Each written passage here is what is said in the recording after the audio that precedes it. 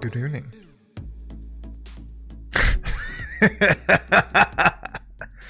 Ow, that hurt my chest. How's everyone doing? It is the 29th of October, 2020. Welcome to what's extensively, oh wow.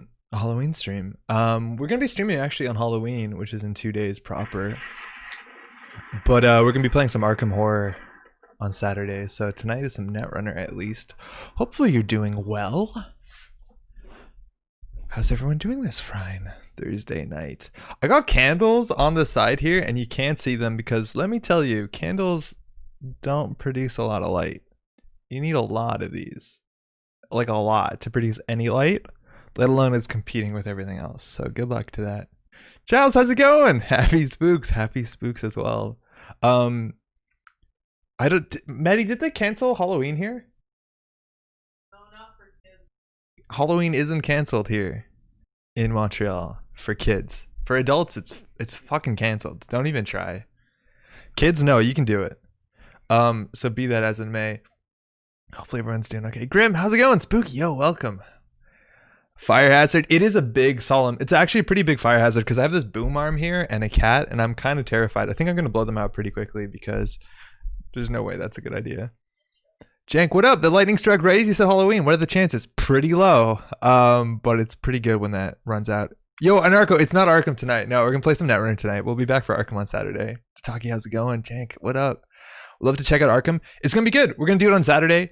I'm basically spending tomorrow night to figure out exactly what the logistics look like, whether it's gonna be one player, two-handed, two players. There's a lot of testing to be done, but it'll be happening Saturday, so it should be good. It'll be really cool. Spooky Metro Night, my favorite. Yo, what up, Stoppable? Australia has been ramping up its spooky holiday for a few years now. It never used to be a thing here. Oh, really? What does it look like? Like, is trick-or-treating like a legitimate thing? The one night a year that we earnestly try to make a Baba Yaga deck work. I think we actually tried to make a Baba Yaga deck work a couple days ago. I think we're actually going to do something different.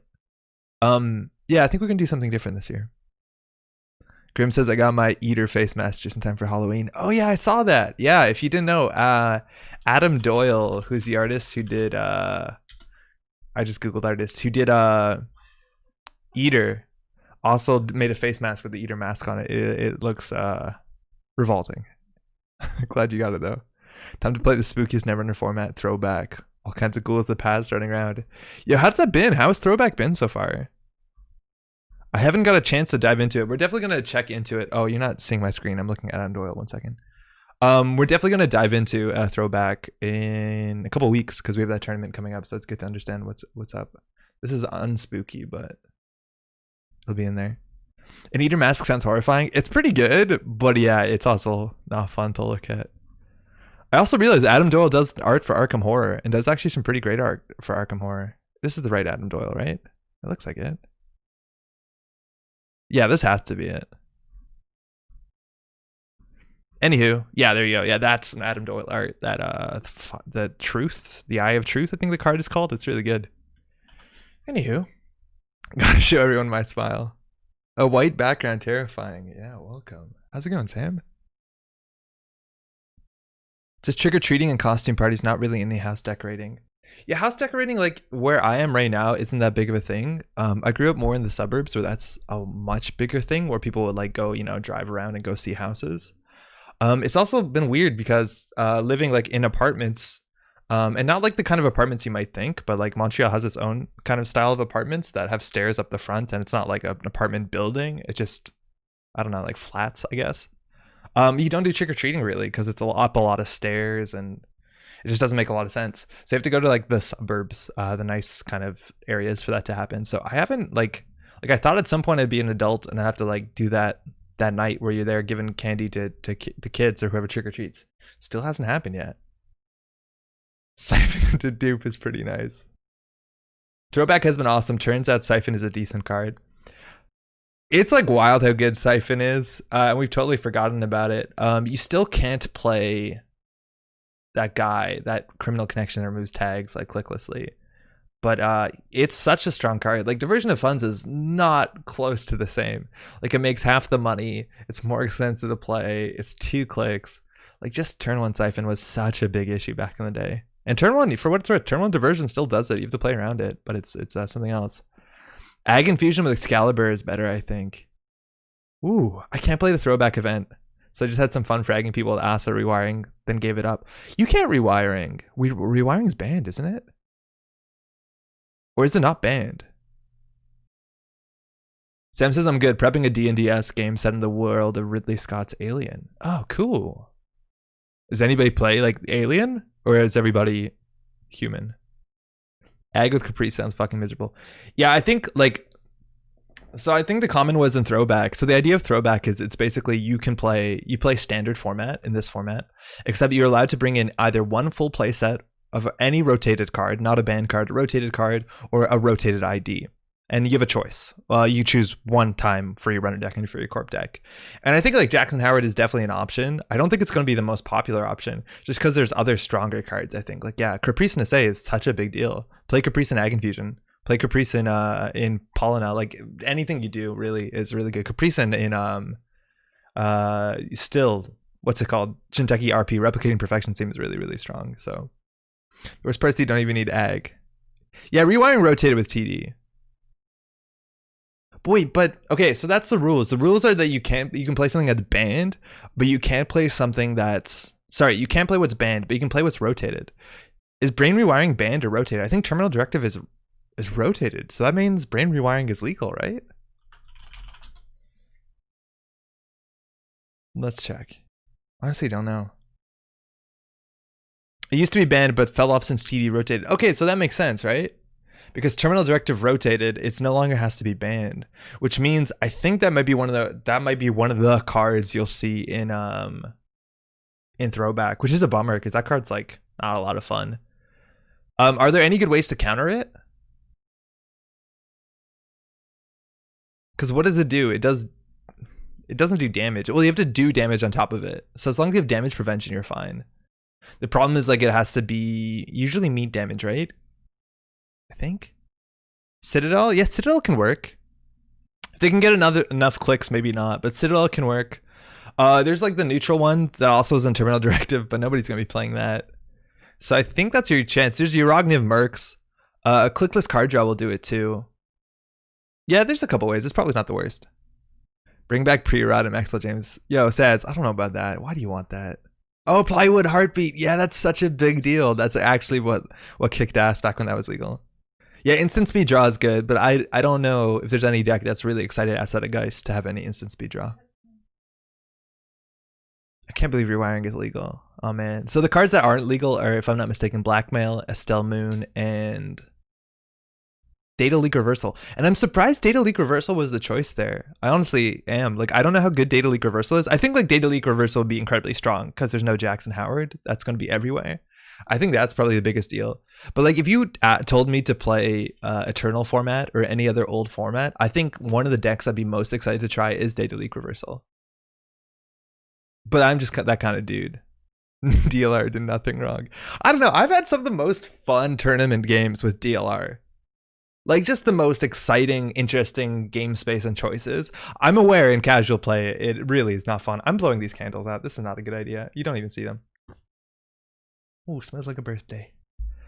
Ooh, it's real smoky. You can get in the sea? Yo, what's wrong with DLR, y'all? What's wrong with DLR? It's fun. It's fun. Your misplaced hate is for things like SatCon and Dummy Box. DLR is a reasonable card. DLR without Siphon, turn one seems a little okay. Yeah, because that's also the thing. If you're playing Data Leak Reversal, you can't play Siphon. So you basically be playing Data Leak Reversal with a Dummy Box economy, and I think you just play a deck with only resources. And a way to get tagged, which you can do in the resource, so maybe that's really hard. I don't know. Oh man, Estelle Moon being playable scares me. Actually, Estelle is one of the 3 banned cards, so you can't play Estelle. You're not going to see Blackmail, and you're not going to see Data Leak. But Estelle Moon would be... Estelle Moon looks... If you haven't played with Estelle Moon being legal in the card pool, she makes fully operational look like a joke. So, buckle up. Rip candle ambience. It did nothing! It did nothing! You could not see the candles. It actually is a lot darker in here, though, so I do feel bad about it. We got matches. We can fix that at another point. So you're not looking forward to throwback SatCon Tapworm Haley?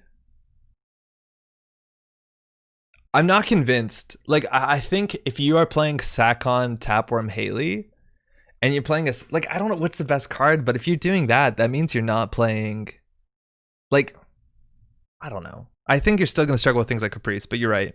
Yeah, I guess you're right. But you're going to see Sakon, Tapworm. That's good. It's just money. I feel like the lightning stopped. It did. Okay, we'll be back soon. Just play John Messinor and Citadel Sanctuary to get turning wheel counters and DLR mills at the same time. Yeah, no, I think that's all you do. And then you play Eater or whatever. Oh, not Eater, because you need accesses.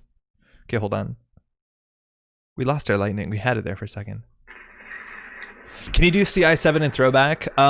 Yes, you can, but not exactly the CI7 decks you might be used to. Right? Like you can't, you have to play CI as your restricted card, right? So you can play Violet Level Clearance. So you'd have to end up playing like a hasty relocation deck, right? Because you can't do brain rewiring combo because you can't do brain rewiring and CI. They're both restricted. You can't do accelerated diagnostics, Jackson Howard, power shutdown because that's all 3 cards already. They're all banned or rotated, so you have to pick only one of them. It's been a while, so like I think you have to do hasty relocation, but I'm not sure how hasty relocation like those penguin decks classically worked. It's been a minute. I don't know if anyone knows. CI7 probably has to do a relic combo. Yeah, I think you're right. Yeah, you could play something like a sports metal combo deck, and you'd probably be fine. I feel like CI got a lot of value out of the sports metal cards, like the one agenda point stuff, like Lime's One World with, or like that Klakot's deck. I think that actually is a really big deal. Hasty relocation, diagnostics, Kakarenbo in red is pretty funny. Oh, whoa. Yeah, Kakarenbo is a really big deal if you play for clicklessly. Diagnostics also rotated, so you can't play CI and diagnostics. Yeah. Yeah, no, you can only pick one. So I think all the diagnostic combos are off. So you'd have to play, I think, hasty. Did hasty relocation need? I don't actually remember what hasty relocation need. Here, just let me look that up real quick. CI used to be, I don't know. I don't think it's that fun to play against, but it was a lot of flexibility. It let you do basically anything that you wanted to dream up. It's weird, like there's so many cards like this, like hasty relocation, and there's another alliance card in red that's like a pseudo draw card that nobody plays. But there's like so many alliance cards that nobody plays that like aren't the worst. Thank goodness. I wonder if they see an updated version of DLR in the future, like a Keyhole became Stargate. I think you could. I think you definitely could. I think if DLR was limited to once per turn, something like that, it might be playable or printable. Odds are decent that Corp makes money off of purging now. That's true. Yeah, that's true. If you do, it's not that bad. Okay, so this needed accelerated diagnostics. Never mind. So hasty relocation says, as an additional cost, draw 3 cards, add 3 from HQ to top of R&D. Oh, and that makes sense. And then after you do that, you would play accelerated diagnostics to play all 3 operations. So you couldn't do that in CI because you could either pick accelerated diagnostics or CI7. That being said, I don't think there's that big of a reason to modernly play cerebral imaging in this format, considering that we have access to Cybernetics Court, and on top of that, we have access to fully operational and my eye hurts. What's it called? You know, Acidex, that sort of thing.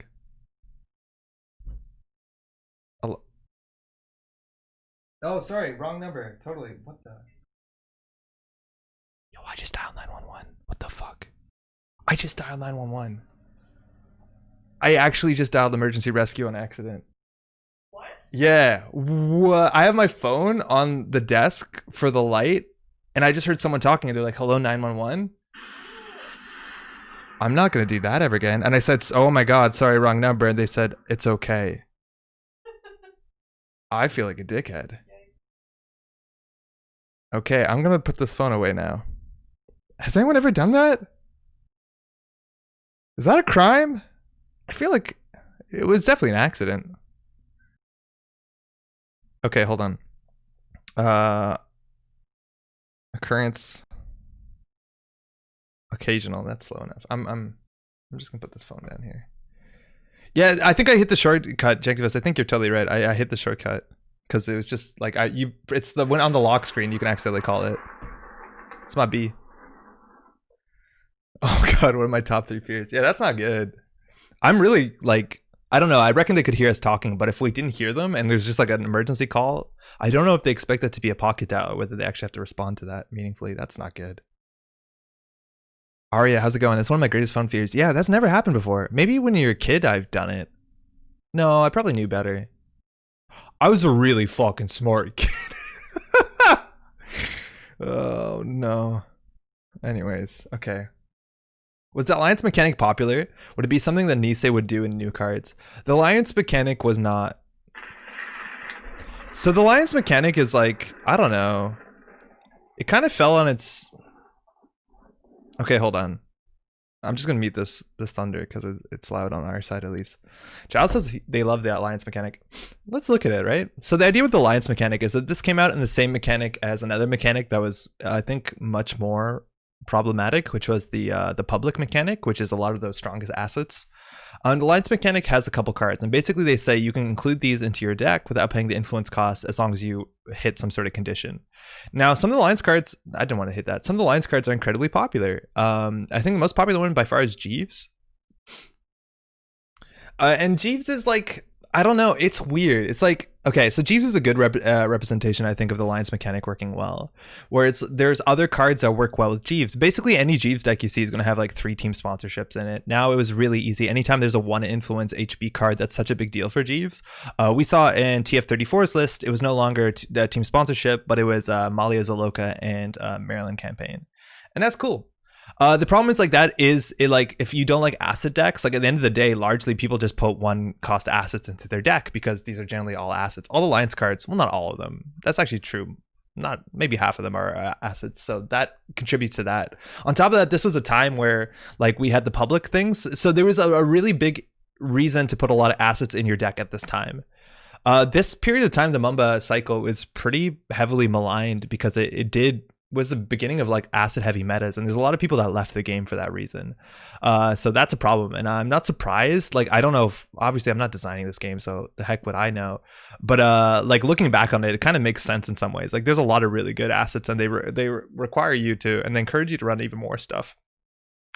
Now the thing about the Lion stuff is like one of 2 things happens. It's either that this is a puzzle, and then you're trying to figure out how to optimize getting cool cards into your deck or cards into your deck to get alliance. And sometimes that falls on its face. I think the one that you see that the most often with is Consulting Visit. Where Consulting Visit, you're seeing a lot more people spending slots putting things like Ice Wall and something weird in some of their NBN decks just so they can play Consulting Visit. And I find that to be kind of a bummer. You have to put in a bad card to put in like a good card and save influence. And we're at the point where people will just spend 3 influence on Consulting Visit, and that's good enough. Other ones like... I don't know. The other ones like Salem's Hospitality is kind of interesting, but like putting a bunch of other NBN cards in your deck really doesn't work too well with the archetype. Like it's strange. I don't think I'm saying anything too coherent, but the idea is like, okay, maybe you can look at this as this gives you the flexibility to import a lot of an archetype into your deck and then not have to spend like 4 influence on this powerful card, arguably powerful card, right? And that just really didn't come together. Like I've never seen Salem's Hospitality used for anything. I think people are basically just putting yellow cards in their deck to like, does this exist to bring the power level of Salem's down? Like if you want to put this into your Jinteki kill deck, you have to put 6 other NBN cards. And at the end of the day, putting 6 other NBN cards into your Jinteki deck is not that big of a deal. You just put like IP block and slot machine and you don't think much about it. I guess that's largely it. I don't know. It's weird. Like in some ways it's a condition, and the other ways it just encourages deck building in a certain way. Like Mamba Temple, obviously, and Museum of History and Mamba Virtual Tour. It's just like, do you want to play a lot of assets? You can put this into your deck. I don't know. I think maybe Consulting Visit might in some ways be the most interesting because there's some people that are just playing influence for it. So then it kind of makes a decision like, oh, I could put this card in my deck and not cost any extra. I don't know. Meh. Stream is too spooky to be handled. Need rescue. Yo, L, Port Valley, how's it going? Hey. Sam says I dropped out of pack 5 of Mumbad. Yeah, Mumbad was really rough, but like, look at this. Like these are some of the best asset cards in the whole game, and they came out all in the same cycle, right? Like it's kind of wild. Yo, Generva Makes, what's up? Hey, Laundry, just wanted to say I enjoy your streams, but almost never get to watch you live. Yo, welcome. How's it going? I see you dropped a comment on a video. I gotta respond to that. Welcome. Glad you're liking the stuff. But came back with Terminal Directive, it was announced. Alexander, how's it going? Salem's plus slot machine is really nice now. Yeah, that's the thing, is like, that's what's kind of cool about sort of these cards. The idea abstractly about Alliance, it makes you reevaluate cards. to be like, oh, that actually sounds really nice. Like, I'll consider playing this one influence card because now it's easier to play something else. The thing is, like, in theory, we got a recently Engram Flush, which is a really good one influence Jinteki card. Does that make either Heritage Committee or Ramen Rai better for your deck?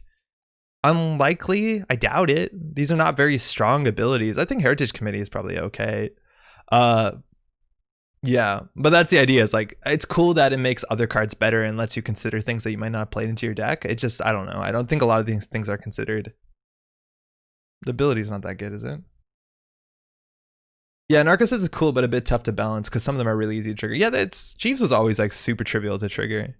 Really, really trivial. It's kind of cool that it makes a puzzle to some extent where you're trying to look at someone's deck and be like, okay, are they playing the Alliance cost for it? And we actually did end up seeing, I think we did end up seeing some like Gagarin lists that didn't use Alliance and actually paid influence for Jeeves.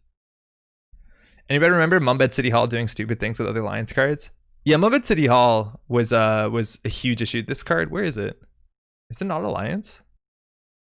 Oh, Mumbed City Hall isn't Alliance. It lets you pull an Alliance card. Right. That card was yeah, that card got banned a while. Crisium is the best card for Green Alliance. Yeah, Crisium's good. But there's some points where you just see people playing like Beanstalks and stuff. But generally, like, you're playing a kill card if you're playing Consulting Visit, maybe Punitive, so you're almost all the way there. You play Crisium. What else is good for one influence in Wayland? You're not playing like Beanstalk Royalties, I think, largely. Mumbed City Hall plus the Jinteki Alliance draw card was the backbone of a deck. Yeah, so check this out. For those who don't know, this is kind of interesting. Because I don't know whether the card was built around this. I don't know whether this came up in testing. But Mumbed City Hall was one of these pseudo-alliance cards that was quickly banned, right? So the idea with Mumbed City Hall, it says, as a click, search R&D for an alliance card, reveal it, and play it or install it, shuffle R&D. So there was a tricky timing thing here where it asks you, basically when you search R&D, you can look through your deck, and then you can choose the card to play, and then you play it, playing the cost, and then you shuffle R&D after. Which is really interesting because some of the Alliance cards, specifically one Alliance card, Hasty Relocation? No, which one was it? Okay, so two things happened if I'm not mistaken. Wait, what was the one that actually really cared about the top of your deck? But one thing you basically could do... Wait, what am I goofing it with? How did the combo work? So the idea was that I'm struggling to figure out what the card combo was, is that you could actually see the top card of your deck. And then based off of what was the top card of your deck, you could choose what Alliance card to play, because any Alliance card that would draw the top of your deck, you would be able to ensure that you know the card that's drawing, because you get to play that card before you're shuffling your deck. So you can see the top card of your deck and be like, okay, that's good. And then you play an Alliance card that draws that card. And if it was a bad card, you would just play a different Alliance card. And that was an issue. You could fire then Jin. It was a Heritage Committee? Was it Heritage Committee? Right, so you can look at the top 3 cards of your deck and then draw those 3. But if you saw the top 3 cards of your deck were bad while searching, you would play a different Heritage card. And Heritage Committee, I think, was actually a card that was allianced out because people were playing like Turtlebacks, which is a really good one influence card to help you get there. And then maybe, I don't know, Hostile Infrastructure or something. No, Econ Warfare? Yeah, Econ Warfare. Yeah, that's actually a pretty good one. It's 2 influence though, right? MCH into Heritage Committee, draw 3, put an agenda on top of your deck and shuffle it in. Oh yeah, that was the other thing, right? Because you do the shuffling after you play the thing. So they would draw 3 cards. So you look at the top 3 cards of your deck and be like, oh, that's sick. You draw them. Then you would add a card from HQ to the top of R&D, which is meant to be a balancing mechanism of Heritage Committee to some extent, right? It also lets you put a trap on top of R&D, Jinteki stuff, whatever. But then you put an agenda on top of R&D, and then you would shuffle away with the bottom of this. So they changed the rules to how this works, where then you have to shuffle immediately before you play the card, which I don't know whether that was ever intended or whether that was just an oversight in the design. But there's like a lot of FAQ based off of this one card, even though the text itself seems relatively simple. Yeah, anyways, that was a problem. That was like peak Mumbed, where there was like so many wild combo cards. Well, that's not true. There was like a lot of acid decks that had some really strong ways to be aggressive. You could fire then choose play Heritage. Yeah, totally. Yo, Lemil, what up? Hey, Andre, been a minute. I'm super excited for your Arkham stream. How have you been? Yo, I am too. It's worth saying that we're going to be playing some Arkham Horror on this channel on Saturday, on Halloween in 2 days. I don't know. I'm hoping to be playing with Maddie. Maybe I'll be playing on my own if that doesn't work out. But the biggest point is that we're going to try and make things so that it's approachable for newer players. So I think we'll do a quick rules teach. I don't think that game is too hard to teach, and it's easy to learn while we're live. We're going to be playing it on Tabletop Simulator, and we're going to we're going to be playing with the core set, and we're going to try and keep things simple. So if you want to hang out, you love Arkham, love to have you. If you want to learn how the game works, love to have you. If you want to show people how the game works, love to have them, I guess. But it should be a lot of fun. Arkham Horror is a great game. I'm really excited. Acid Dex. Yo, what up, Zero? What's Acid Dex? How's it going? It's been a minute. I'm playing some Arkham Horror right now. Jatagi, what are you playing? I could quickly cycle kill pieces into its deck and hide agendas in R&D, so it really only had to protect a single essential. And then it had Hive too at that time, which was kind of good. There's no paperclip even, was there? A rules read would be ideal. Never played it, but I've always been interested. Oh yeah, sweet. If you've played Netrunner, it's gonna be pretty similar. Like you have that sort of click economy. You have 3 things to do on your turn, and then just understanding what those things are. It's like not by any means a difficult game. Yeah, it should be fun. I forgot about it. I had Hive. The City of Archives, which is mid late TFA. TFA is so brutal. City of Archives is a really cool scenario. Have fun with that. It's really cool. I'm sure I'll catch the Arkham live stream, but Jeff, check out the VOD. Aye, cheers. Arkham stream will be great. I hear great things about it, but Cthulhu just isn't really my thing. So this will be a good look into it. Do I need to worry about spoilers? Yes and no.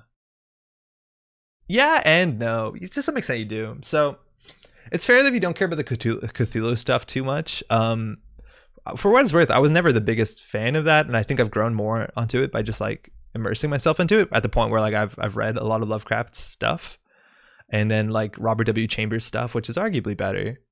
But in terms of spoilers, like yeah, we're gonna go be playing through the core set, and like I'm not gonna say there's no spoilers, because there are spoilers. There's like nice fun surprises, but the thing that's really important to know is that how you play and your game will have a different story than how we play on Saturday, because you have to make decisions, and based on how things are going, well or poorly, however you want to measure that, there will be different story interactions, and different things will happen. You'll read different text.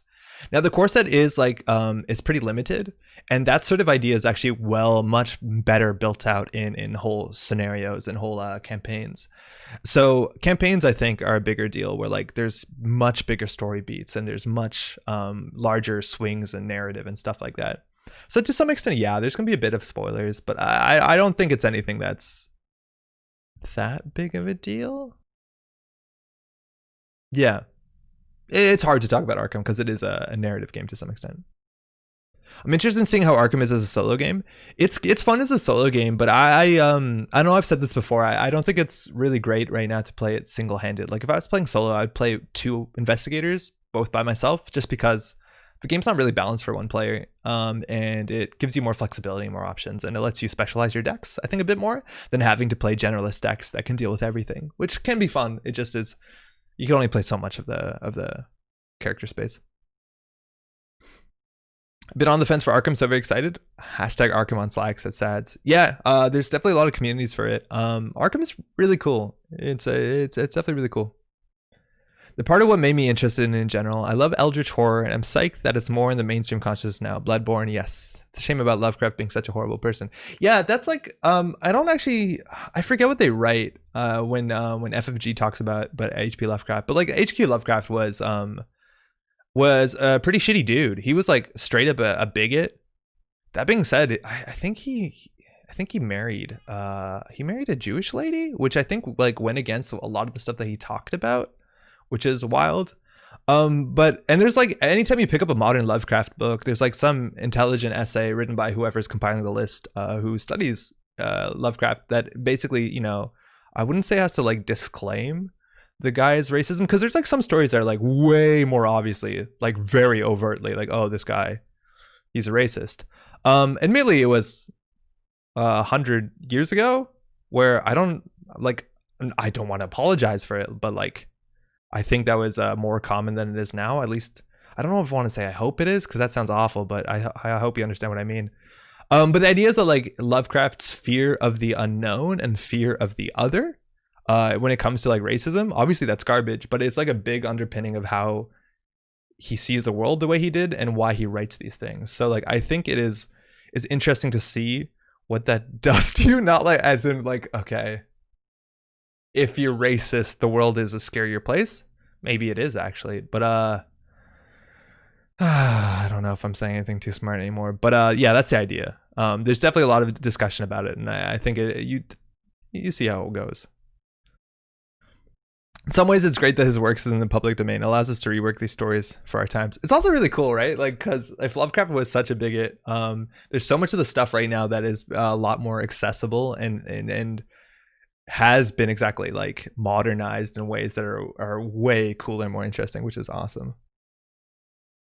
I got a big old connected Necronomicon, and there was a good essay in the beginning about Lovecraft and his influence and why his stories were the way they are. Yeah, basically every collection I think I own one or two always has an essay at the beginning to be like, yo, disclaimer, we don't endorse this guy's ideas, but the work is the work. I think even at the time this bigotry was a little bit much. Oh fuck, that's rough. Yeah, that actually probably makes sense, because I think he was like writing public letters about bigotry as opposed to just like being bigoted. Yo, Jogging, how's it going, man? You've been playing some Arkham, huh? I meant that kind of viewpoint is often part of his upbringing environment. People who still, like, people were still like, yo, dude, what the fuck? Lovecraft Country. Yeah, Lovecraft Country is really neat. It's a show that HBO's been putting out, which is exactly that. It's like taking Lovecraft's world and mythos, but putting it, like, specifically the story focuses on, I think the southern area of Chicago, and it focuses on Black people and their struggles growing up in Chicago and trying to live. And like, some of the first episodes is them going out to Dunwich type area, to Massachusetts, to Boston area, and being held up at gunpoint and being ran out of town. Like, it's obviously, it's awful. It's fucking awful. But the fact that the story is on that side of things is very interesting for somebody who obviously was a bigoted fucking dude. Lovecraft Country is pretty cool. It's really cool. I didn't realize this, and I was talking about this with a friend. I don't know if you all watch it, but like, there's this huge disparity between episodes in terms of like theme and tone. Like, I don't know, I was starting to watch it, and there's like this one arc, and then kind of closes, and then it gets another arc, and another episode's like wildly different in tone, and I was kind of like confused about it. But from my understanding, the people who are writing the show were saying that they basically wanted to do, they're basically homages to kind of like, I wouldn't say campy, but the sort of like serials of the time, whether it's horror or something closer to like Indiana Jones and stuff like that, but with like a main Black characters. And it's, now that I understand that it's not all meant to be connected, and like those wild jumps are on purpose because they're chasing different ideas. It's really cool. Yo, Floofy, how's it going? Spoilers, dude? What did I spoil? It had a reputation of being a bigot even at the time. Okay, that's good to know. That sucks. That's really shitty. Yeah. The stuff's good though. It's really good that they were able to take something that was based off of well, not based off of, but from such a hateful person, and spin it into something I think a lot more palatable. Yo, Frank, what up? Okay, cool. Let's play some Netrunner. Anyways, that Arkham's on Saturday. And right now we're going to be playing some Netrunner. So join on Saturday if you'd like. Today we're going to be playing some Netrunner. The deck list of the week is the exact same deck list of last week. I don't know how that happens, but that is like the Reg-ass Geist stuff that Pincel and a bunch of other players from NWE were playing. So we're not going to play that because we played it again. What sort of time on Saturday? Parallel asks. I don't actually know. I'm assuming because there's a fair bit of Arkham. We don't know how far we're going to go. Maybe around 11. 10:30, 11 Eastern. So that's about before noon. It should be before noon Eastern Standard Time. So wherever you are. Yeah, there's some math there. Hofcorp, how's it going? Okay, so yeah, we're not going to play this. So I was looking at some of the deck lists, and there's some interesting things. And I think the one that really jumped out at me, this is Diogene. Diogene's been publishing some very fun lists. And this one has the kind of idea that we've seen before. Wait, did they not talk about it? They talked about patchwork, and then they didn't put patchwork in the deck. Is that a mistake? So this is the idea that we've seen a bit before out of Anarch. The idea is that you can play Heap Breakers with Cyber Trooper Tellut, and with Cyber Trooper Tellut, the Heap Breakers are not that bad. And on top of that, we have Aesop's Pawn Shop. So anything that we do install, hopefully we install cheaply, and then we can sell them. On top of that, we have Flame Out, which is fine. If we use the credits off of this, it's like we pawned it plus. And we have Cabanessa Wu. Now, Diogene talks about a couple things here, right? There's a couple things. Firstly, they talk about that you can spend one turn where you spend 9 credits to basically get all your breakers into the bin. I don't think that's necessary. I don't think you need to spend a turn just clicking them into your deck. I think you can just be Cabanessa and use them aggressively, which is probably a bit better for your tempo. They also talk about using Patchwork, which I think is fascinating. Like Patchwork is one of the good ways to cheat. Oh, that's what they said. They use the card engine from Anarch that uses Patchwork. I think it's honestly worth probably putting Patchwork into this list because it is such a good saving that it's, I don't know where the card draw there exists, but I think it's probably worth doing that. You could put Patchwork in the slots of Boomerang and HQ interface. Just looking at this, I think there's some other things I might consider doing. This deck is already probably a bit slow and dirtily, and we're playing data folding. I don't know if I love that. I don't know whether we have the slots, the MU for from Rozeki, but Rozeki just seems like data folding to me. Like it just seems like a better data folding that we can even Cabanessa Wu out. I feel like we'd probably be better putting out stim hacks in here, and maybe even a Proco. I don't know, but the idea is really sound and it seems really fun. There's also Takobi. And at the end of the day, we just have R&D interface. Whether that's better or worse than Stargate, I think it's probably worse than Stargate. But if long as we can get to the late game, we'll be pretty efficient. Thought it is. Arc Lockdown. Yeah, Arc Lockdown is going to be miserable. But at least we have a Chameleon. I hope everything's under 3 strength. And if not, Takobi. I've seen lists like this too that run like dinosaurs, stuff like that. But we don't need to. Are there any planning on using Cabo's power to speed things up? Yeah, they're basically like the Diogene was talking about that you could use a turn to basically like pay Cabanessa to get all these cards in the bin to speed you up. But I don't think you need to do that. But it lets you basically have your breaker from your deck. So you can just like face check. Hopefully it's not that bad. And then you know what to pull later on. That's another good reason why Stim Hack is good in this deck. Because you can use Stim Hack and... Oh, I guess we don't have self-modifying code. We don't have self-modifying code, but we have rejig. I don't know. Maybe you don't need SMC in Cabanessa. I would be surprised. Cyber Trooper makes Chameleon great. Yeah, Cyber Trooper does make Chameleon great. I think 3 Cyber Troopers might be too many, specifically when we're already over 45 cards. Like, I feel like one of these... Oh, Spec Work is good, though, right? I feel like we could probably just clean this list up a bit after some testing, but for now, we'll play this as is. This looks fun. This does look cool. We used to play this sort of engine in... not in Cabo, but in... There's a chance that this list is way better in Haley, just like every shaper. But we used to play this sort of thing in Exile, and it was a lot of fun. I love this sort of engine in Exile.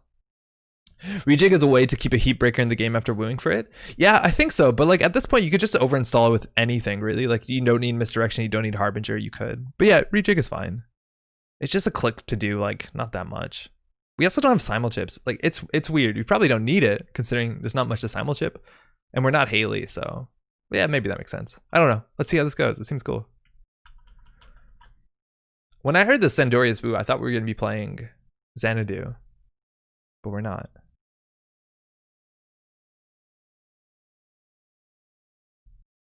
I've been testing Weaver Shop. Oh yeah, Reaver is good, huh? It's very good. I always forget about Reaver. Reaver is a hell of a card.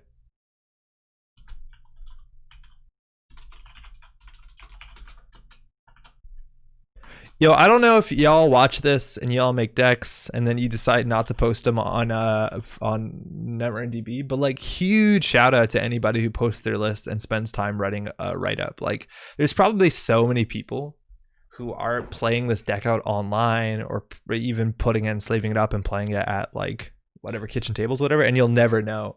Like deck building can be really intimidating to a lot of people, and just like putting something out and be like, hey, it's a cool thing you can play with, that means a lot to a lot of people. So like huge shout outs for posting. I know on this channel we don't post a lot of deck lists, but we don't even build that lot anymore, do we? Yo, Tobo, how's it going? I played a version of this exact with Haley instead of Cabanessa. Yeah, I think that's what I would do. I think I would probably pay Haley just because like it's not exciting to play a Harbinger when you're not Haley. It's not exciting. And with Haley, you could always like install another thing from hand. Maybe it doesn't work that well with this deck, but like we have a lot of resources and shit. We probably get some value. This deck also could have Proco in it. I think, yeah, Proco's fine. Excuse me. Lunel said, if you're going to play something other than the deck of the week, I'd really like to see some post-ban 1,000 cuts to Techie since I haven't played since the ban list. I don't know how it looks like now. I don't know if it's really possible to do 1,000 cuts, right? Like there's just not enough ways to do sequential damage or like the 1,000 cuts you speak of. I think if I was going to play Jinteki damage, I would either play Complete Image, which seems pretty good, or play some sort of like Mushin trap deck. Specifically not like more like Ronin than I think like Junebug, but I guess that'd be Junebug's in the list. Yeah, I don't know. I don't know if there's enough ping damage without being like a degenerate deck that's like Archive Memories Neural, and that's not a lot of fun.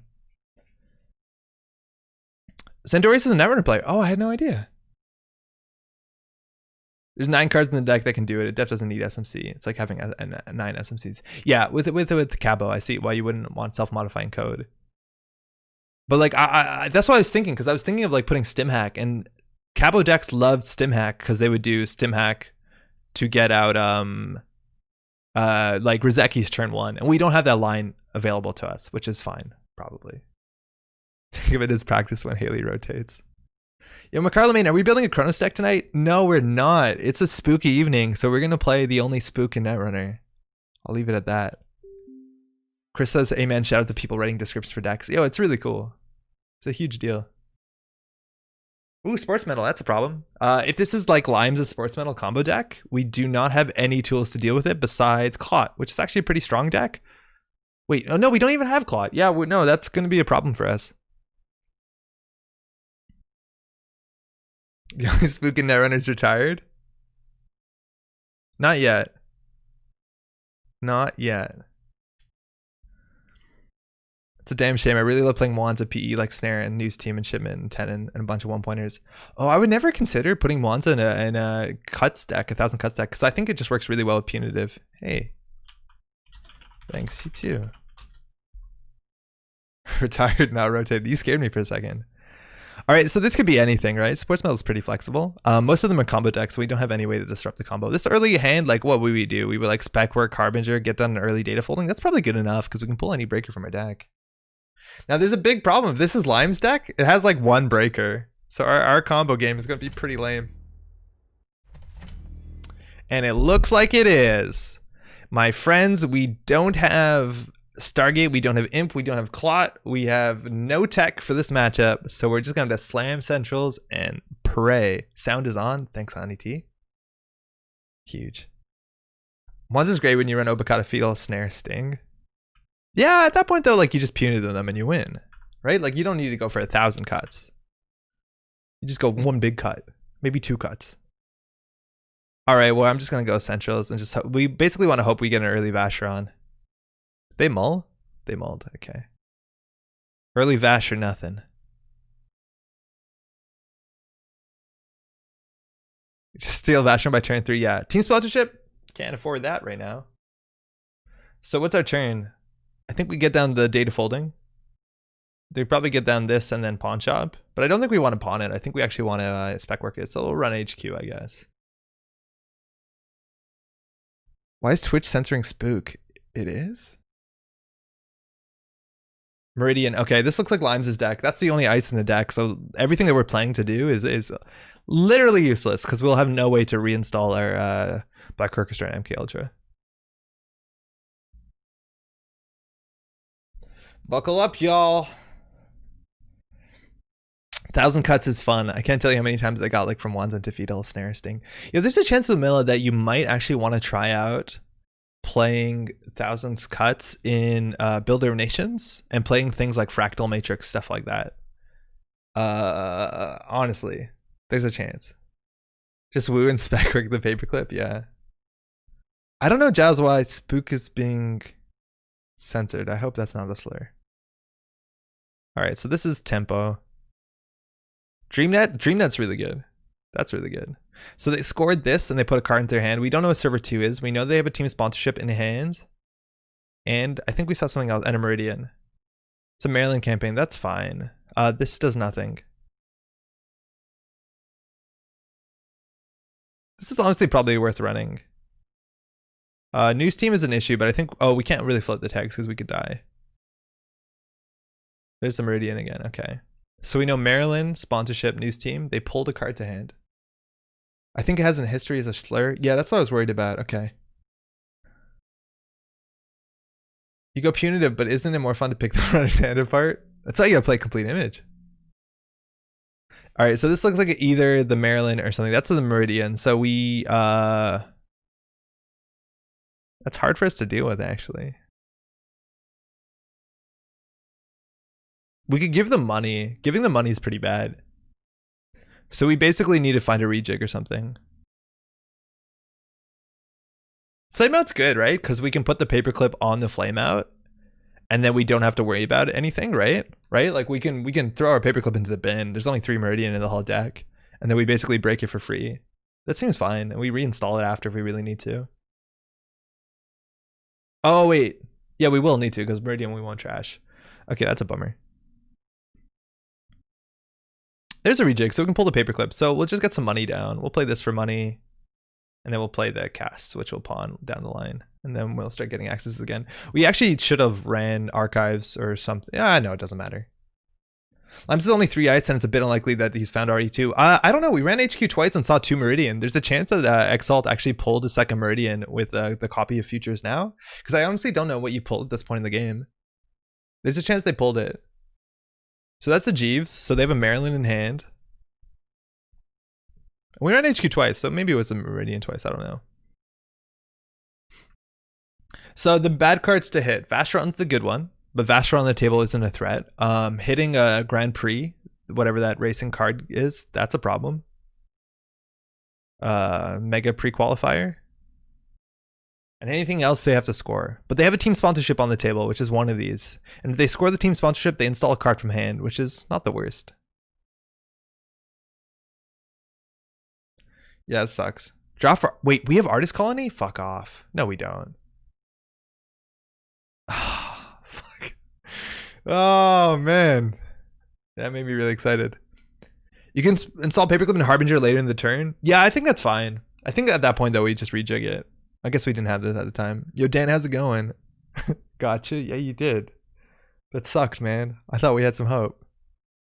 This is why Limes doesn't like this deck. It's actually really hard to interact with if you don't have the right thing. I'm gonna just search Meridian here because I don't care. It's 3 to break, so we can do it.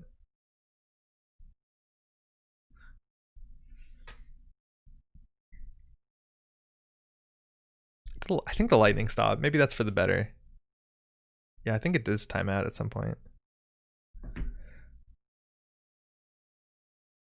Oh, I continue encounter. You gotta encounter the ice before you can break it. The lightning's red. Yeah, I like it. I'm a big fan of smart lights. This will draw us a card. There's another Jeeves. Okay, Beth is good. Beth is not bad. But we're just gonna go ahead and rejig this. Click with card draw would be good. Maybe Beth is going to represent that. They only have 3 credits. The thing is that they score here and they score like that one that gives them credits on top of their sports medal, on top of team sponsorship. It can be really bad. The cool thing here though, well, they could do triple advance, then click for a credit with Jeeves, and then res and team sponsorship score their agenda. So they have ways.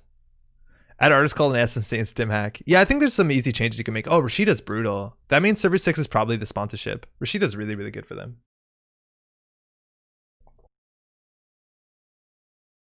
We will trash this Maryland. They need money. We might see this deck again, and Shaper's a good call right now. That's why we're going to play Spook tonight and not give a shit. Oh, we don't have anything to pawn. Oh, that's my bad. This list does play 3 Diesel, I'm pretty sure. Yeah, we do have 3 Diesel. Do we pawn the daily cast? We lose a lot of money, so I don't think so.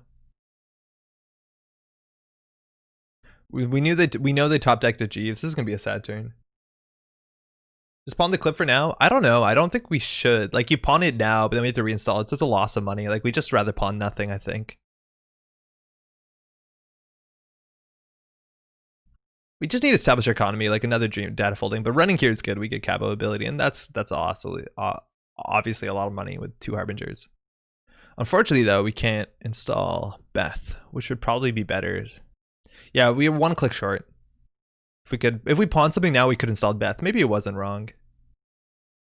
Is it better to install Beth? No, it's better. Oh no, it's better to install Beth because we're gonna be pawning daily casts anyways. Yeah, maybe we could have pawned it. I don't know. God, fucking call 911 tonight. Yeah, that's the play we're worried about. So let's see what that is. Grand Prix is bad. That's the bad one, right? Because now they can score 3-2s. Their money's not good, but they gained 2 credits and installed Rashida, so we have to trash that. At least it's only 1. And then another card. Okay. So we'll take our clicks. We got Beth Dollar upon the casts. So we have to trash Survey. And this is the problem, is like we just can't pressure Centrals enough, so they're going to combo out. Our win rate here is incredibly low. Like, I'm not trying to be a pessimist. It's like we have to get incredibly lucky on single accesses to win this, because we don't have ways to pressure any of the ways this deck is weak. To Kobe, might be worth it. But yeah, this is a matchup where Haley would be much better. This is going to be an agenda. Oh, it's another Jeeves. Yeah, that makes sense. The Dreamnut's doing well for us, though.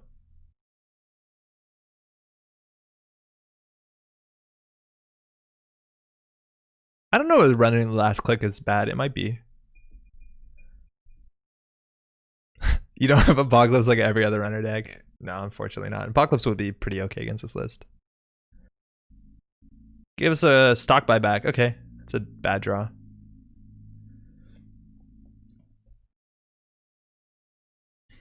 So just go R&D for singles. Eventually we'll have what's it called? R&D interfaces. They only have 1 more ice on the list, so R&D is probably not going to get more taxing. That triple click withdraw with Jeeves. This list doesn't have Cybernetics Court, I don't think. It's been a minute, so we'll see if they discard everything or not. But we're going to be trying to get 4 credits a turn, 5 credits a turn with Beth, so that's good enough.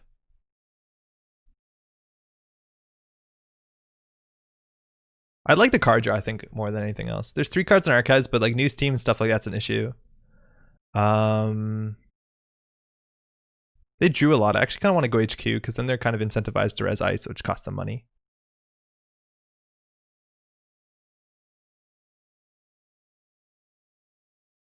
No further action. Oh, there it is. Never mind. I missed it.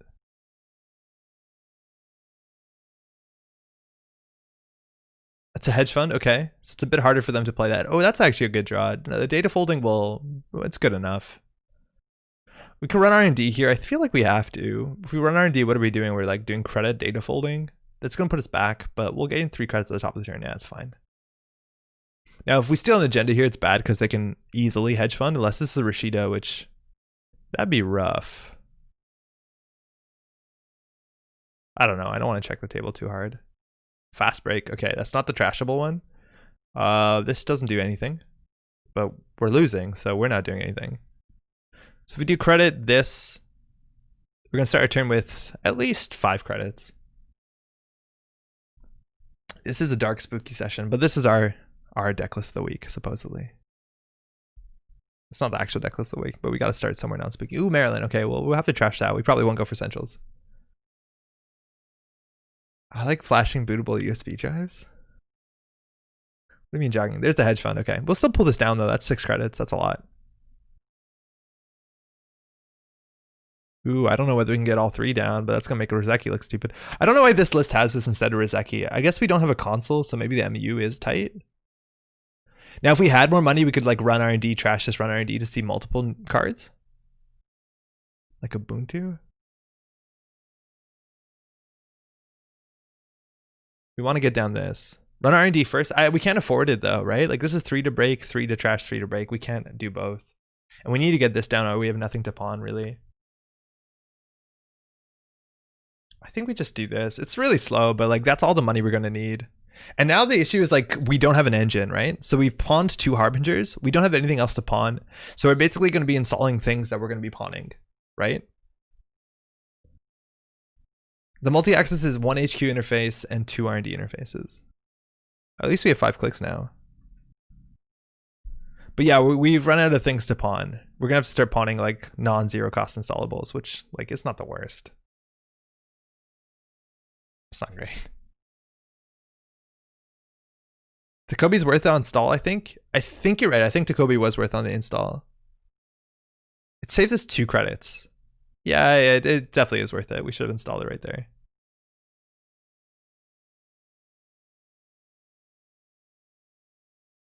I have a building question. What Scorpius gun, what would you say is the best ID for rig shooter? Good question. I would say Cronus probably. Hyperloop extension, that's an agenda. It's a bad one, but they all are. I think there's a chance it'd be Chronos, just because if you can get like, it incentivizes them to install their breakers, and then you have pressure on their hand if they don't, and then you can play Marcus Batty with trash program subroutines. The issue is that you're going to need Arc Lockdown in the list. Obviously, the NBN ID you built earlier in the week. I think the biggest thing that you could possibly do for Rig Shooter otherwise is have a lot of money in Wayland and play things like Trojan Horse, and then like you can always what's it called, that Wayland Tutor and Operation card, that Alliance card, and then you can play Arc Lockdown. So that's an option if you play Wayland big money. But I feel like even if you do that, I think the best thing you can do for Rig Shooter is like Marcus Batty into Tithonium or Marcus Batty Archer, stuff like that. I think the outfit or the Blue Sun, I don't think Argus matters. You just don't, it's not a money identity, and I feel like all the ways that you could are money based, that you could threaten. All right, we have an agenda. Excuse me. We'll go back. And this is the bad thing, right? Like, this is 1 point for us. It gave them a lot of money, and then on top of that, their cards are going to start to be relevant. Oh, we might have disconnected. We can't run R&D for some reason. Oh, there we go. Ooh, that's a bot I gotta ban. The robot uprising will not come today. Oh, no, it actually did come today because I can't. I'm zoomed in too far, so I can't. There we go.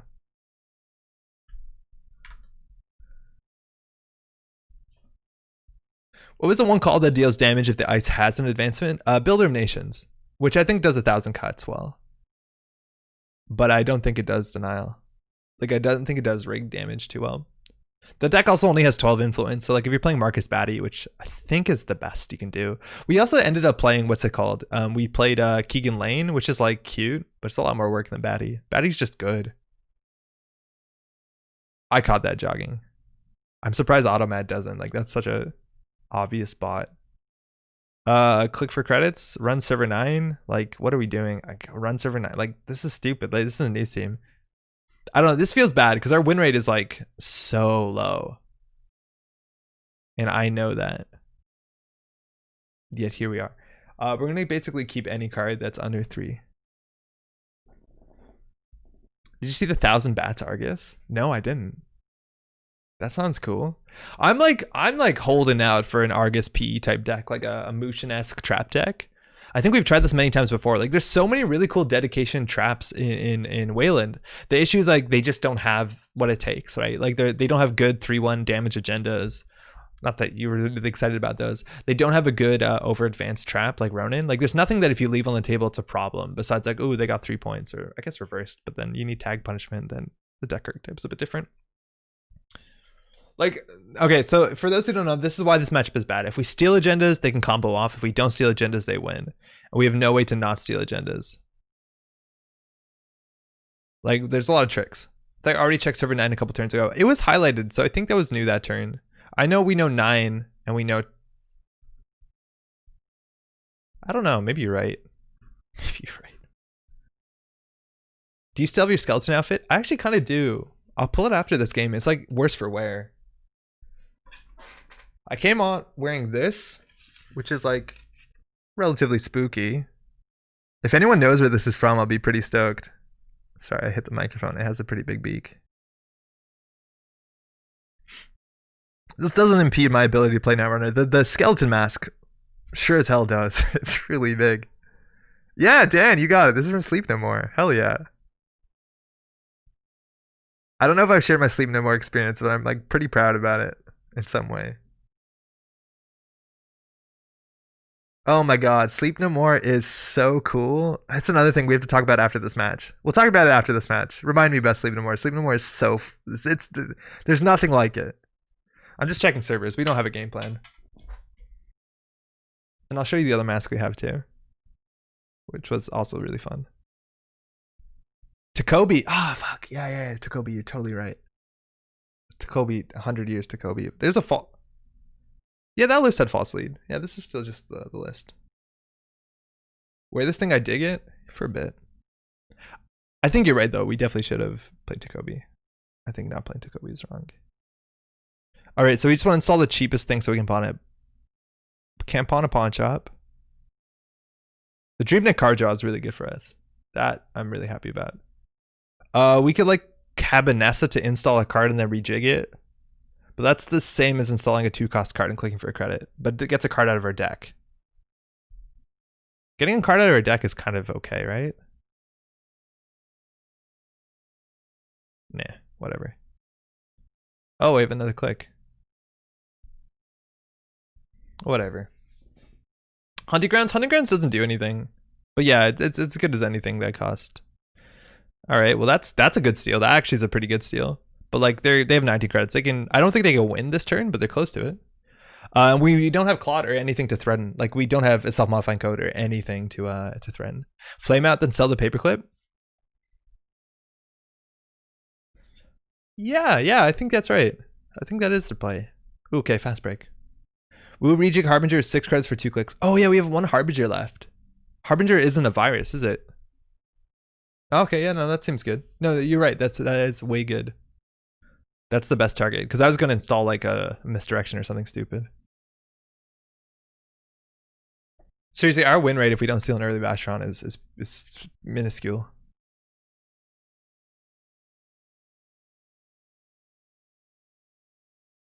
They have a Meridian on that remote, and it is annoying. I've never seen this deck ice remote. Wait, you saw Punch Drunk live? That was so sick. When? I think jogging your chat might be a bit behind. It was last year. It was like literally a year ago. I'll talk about it after the game. It's like a really fun story. All right, maybe we can deck him. I want to see that so bad. It is so good. When I went, I didn't realize the whole thing was going to be so spooky. I was dropped off on a floor alone and was terrified. Oh, you were the lucky person. Oh, man. Oh, Sleep No More is so cool. Oh, there's a server 16, y'all.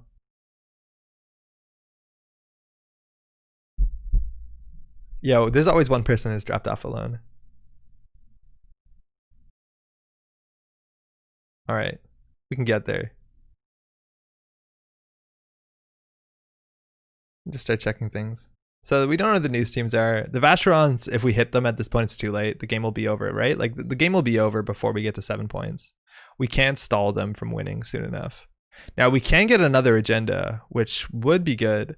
And at this point, I think I don't know. At this point in the game, we might have to risk a news team. I'm not playing Takobi, I'm sorry. It tells us about Sleep No More. Yeah, again, we will. Sleep No More is so cool. Okay, we talked about this. So it's either take 2 tags, which we couldn't clear. Oh, we had Citadel. No, that's not good enough. At this point, they probably have the boom and an archive, so we have to take the 2 square. That's a bummer. All right. If you hit all the Vastrons, it's tricky for them to win. Oh, that's a good point, actually. Fuck. If we just did that, we didn't have to do anything else. Okay. Wait, 3 agenda points? That's not right. Why does it say we have 3 agenda points? Oh, that is correct. Oh, yeah, right, because we just undid the damage. Never mind. I think it's going to be a Rashida. Yo, Phil, what up? Cabo? Spooky? Yeah, kinda, huh? This is not the spooky deck, but this is a spooky deck. Yeah, I knew it was Vacheron, but you know, you just see so many cards, agendas, and you panic. That's a Hyperloop. Okay, wow. All right, well, they have the money to be able to combo out. Now, where the last 2 Vacherons are the most important. If they're at the bottom of the deck, we're okay. Now, obviously, we win in 4 turns, but like 4 turns is not going to happen. And even if we like decide not to run, like if we don't run, they can score out. So we still have to run, which means there's a bigger chance we'll find news teams. Right now, if the Vacheron ticks down, we're at 7. And this is such a big deal, right? Like if you have an imp in the list, you just imp the Vacheron from archives, run and win. But this list doesn't have imp. And it looks like there's an agenda somewhere, but we know these 2 cards. Oh, so they're just comboing out. Yeah, we probably lose. I think we definitely lose here. What do they need to score? They need to score out of Vacheron. And they can always pull the Vacheron if they score futures now. Yeah, yeah, that's good. They have 4 clicks. Okay.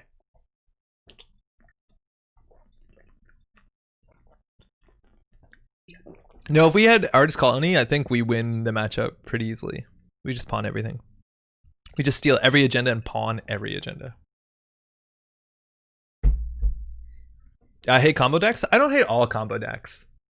The thing is, like, if you know about this combo deck, it's not that difficult to like play to the meta and like tech against it. Like, there's just so many easy tech cards to put in this deck that lowers this deck win rate by like an incredible amount. The problem is like we have 0 of them, and it's really easy just to put a single artist colony in the list or put a single imp or something like that, you know. And we don't have it. Yeah, good game. Oh, they don't have it yet. They have to score 2. That's fine. They have 6 clicks. They'll figure it out.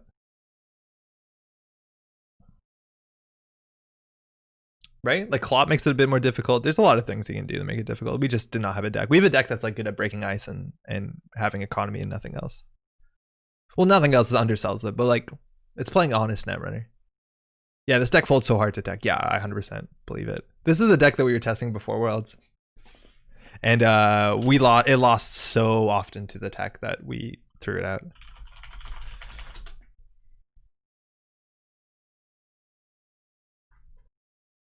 Okay, Sleep No More. So check this out. So Sleep No More is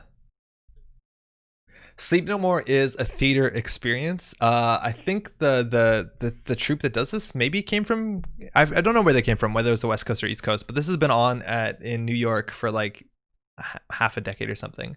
Basically, it's a theater experience in some ways, but it's not like you sit in seats and you go to the theater. Instead, they basically bought this giant warehouse and converted it into a big place with a lot of rooms that are intricately decorated and multiple floors and multiple stairways, and it's easy to get lost. And it's kind of like the interior of a castle, but built in this sort of like Art Deco kind of grungy, poorly lit hotel. And it's a story that is very close, if not exactly, Macbeth.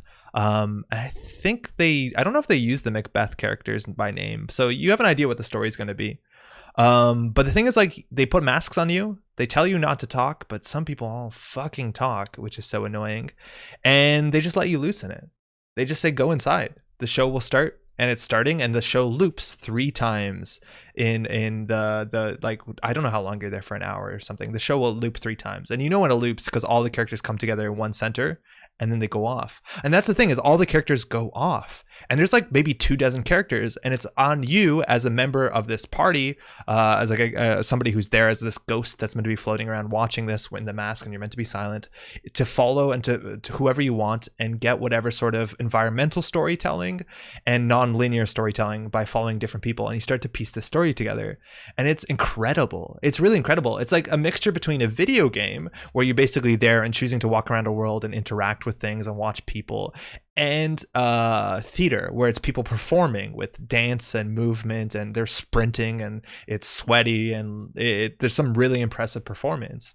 And it's kind of incredible. You're in there with a lot of other people who have no idea what's going on. Now, I went with a good friend of mine. He had a friend who was working in theater, and it was her last weekend there. So we got some, like, it's a bit expensive. We got comped tickets to some extent. We paid a pretty low rate, which is fantastic. And this is maybe a bit of a spoiler, but if you go there, you see this, so not too big of a spoiler. But there are certain scenes that if you are at the right place, or if you interact with the right people, or if you pay enough attention, they'll pull you aside. The actor will pull you aside to do something unique and something intimate with you. And I don't mean intimate like intimate, but like, it's cool. And this is what I read. Like, I read some tips about like how to get the most out of Sleep No More, and that's what they said. It's like, pay attention, stay involved, and then like it is so wild to be running around this place with a mask on and being this ghost watching the scene unravel, and then they look at you and make eye contact with you and grab you and pull you into a hidden room. And then what they do in the hidden room is I wouldn't say integral, but adds a lot of meaning to the story and lets you helps put it together. It's so cool. Now, I come from a pretty unique background where I do a lot of camera work. Not a lot, but like, I've done videography and live events, which gives me 2 skills that I've developed. The first is how to frame things well and how to get close to something without disrupting it to some extent, which can be scary because people are dancing and flailing. So getting close enough to like be really into it without being a problem, and also how to cut through crowds like an asshole, because I'm doing my job, and if you're in front of me in my shot, that's an issue, right? So I'm really good at that. If you put me into a space with a lot of people, and then like I have no regret. You put me in a mask, I'll cut through a crowd, hopefully in a respectful way, but I'll get up there.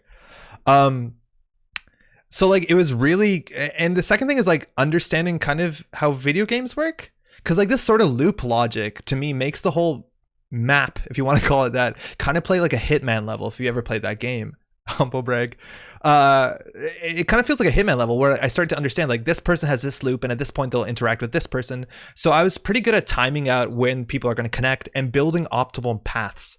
Because I noticed like, oh, that person will pull aside the person who is sitting here at this space who did this. So then I was building a path. Like on my second run, I'll go there and then figure out what happens, and then I'll get there. I found out after, because we asked somebody who worked on it, our contact, how many of these like intimate pull aside moments they have. And there's like, I don't know, maybe a bit more than half a dozen. Maybe there's somewhere around like 8 to 10. I got like 4 or 5 of them in one viewing, on my first viewing, which the person said was fucking unprecedented. And I think a lot of that was just like min-maxing it. Regardless about my very humble bragging, there's nothing like it. The ending is striking. It's super memorable, but being in the space with a lot of other people with masks on in this weird world where people are like dancing and laughing, and there's that theater tension, and the sets are fantastic, and there's so many stories, and it's Hamlet, right? So like there's witchcraft and betrayal and murder, and like it's not light theater. There's nothing like it. And it's really cool because it is that sort of medium where I'm a big fan of theater. I'm a big fan of video games. And this is the one thing in the world, as far as I was aware, that exists that's halfway through it. From my understanding, things like this are actually modernly existing in VR, where you can actually book tickets to go into a VR space with actors that will like pull you through something. I forget the names of these, but those do exist too, which is kind of cool. Not that I have VR, so whatever. But it's rad. I highly recommend it. Oh, sorry, Macbeth, not Macbeth. I said Hamlet. 100% Macbeth. Yes, which is Macbeth. Excuse me. Yeah. So I don't know. I don't know if it's still running. It's been running for a long time. I think it is running. If you can go, it's kind of a big deal. There's also like this really cool pageantry to it, which kind of is expected, where if you come in, when you come in, they want to separate you from your friends. So when you come, because they don't want you to talk and they don't want you to hold hands. Oh my God, the people holding hands blocking the paths. It makes me so angry.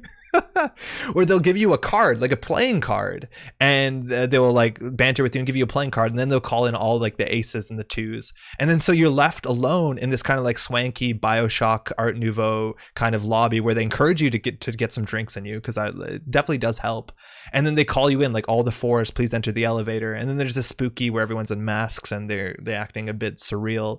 I don't know, it's phenomenal. It is really, really cool, and I'm really happy I did it. For what it's worth, the friend I was with, I don't think was that good at like getting into the front of things. Like maybe I was an asshole, but like I'm really good at getting to the front of crowds to get a shot. So like that was second nature to me, and I was happy running down hallways. Some people dressed a bit nicer, I think, than me. Maybe had the heels. Maybe that wasn't a thing. Tobal says Sleep No More is currently still running. Hell yeah. But anyways, I saw a bit more because I was seeing so many scenes and getting pulled aside into like these soliloquies and stuff like that my friend didn't have that experience. So the range, it can definitely range. You can have different experiences, but I had a very different experience than my friend, and I would love to go again. I know there's like all this community online of people going again and trying to piece the story together, because a lot of the secret things in those like intimate soliloquies help to piece the story together, and I was very fortunate to get a whole bunch of them. I heard about yeah, exactly, Vincent from the Besties. That's how I heard about it too. I keep getting Instagrammed ads for the Oculus Quest 2, and I'm tempted. Oculus Quest on his Facebook shit is keeping me out of that whole market. Look at that. The website said it's booking through September. Oh, cool. I don't know whether you can do that in like a social distance world, but 10 out of 10. Honestly, Sleep No More was so cool. It was on the bucket list for a really long time. And I was in New York visiting a friend. He's like, yeah, I have a friend who works there. We can get like cheap tickets, because it is pretty expensive. And I was stoked. It was great. Really cool. Yeah, the 1,000 bats list did come through, Jazz. Let me pull that. Sorry, Sleep No More is a thing. Oh, yeah, and I said I'll show you this. 1 second.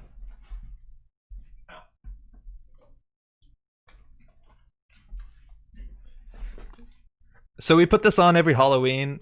Issue is that it's made out of cardboard and the back has been lost due to just damage, and it's made out of cereal boxes. But this is a paper craft we bought. Somebody was selling like a bunch of paper craft icons. This I made back in like university, and it's still on a shelf somewhere, but it doesn't hold well onto my head, so it's kind of hard to wear, but it's cool.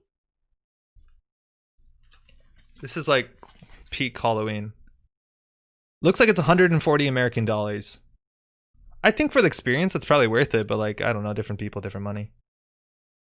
Ludmilla, if I'm gonna get any VR stuff, I want to get a Valve Index. Fuck yeah! I was on that 8 weeks waiting list for about 5 weeks until I was like, wait, that's not responsible use of my money, and then I canceled it. But oh my god, if I ever get a windfall, that's gonna be quick up on there. Let me tell you.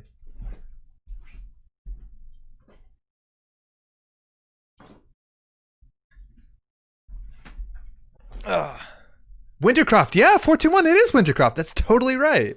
How'd you know? Let me find that deck list though.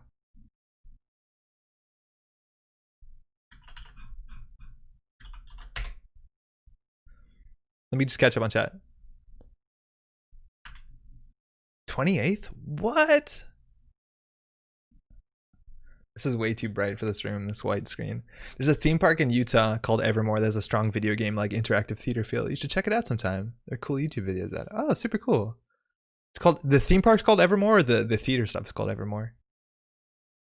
It's still so cool just to explore the sets and stuff too. It's cool when you're just loitering in a room and the scene bursts in. Yeah, and the scenes are like, bursts in is an understatement. Like you can be terrified of what suddenly happens. It's awesome. My partner's a big theater person, definitely filing this away for future gift idea. There are more expensive options though. Yeah. Oh, I see what you mean for that place. Yeah, definitely. I also have a Halloween mask made that I wear every year. I made it out of plaster bandage cast on my face for a mummy costume. Ooh, cool. My friend has one and they're phenomenal. I want one so bad. Can't wait to spend literally all my time VHS. Cute anime girl. There was an interview that was held behind closed doors that Valve News Network did some paraphrasing. And Gabe Newell has been saying some really cool stuff publicly, talking about like trying to move parts of Valve to New Zealand because he moved to New Zealand to dodge, the COVID, and he's been really enjoying it there. And they were talking a bit about VR, and one of the things that this is not exactly what Gabe said, but it looks like one of the big issues they're having with the Valve Index right now is finding the pieces to get these things quickly. And it looks like we might see a stronger version in 2021. So I'm hoping for that. Who knows? Excuse me. All right, 1,000 bats. Ooh, 28th of 294. That's really good. This is Firebird's list. So could also be named the awful Argus deck, non-set Argus, Prigus Argus. However, this deck is named after 1,000 Knives because it's constant pressure on the runner's mortality. I like to explain this similar to 1,000 Knives, but instead they're bats because they're not very subtle and proactively doing it to the runner. So bat as in baseball.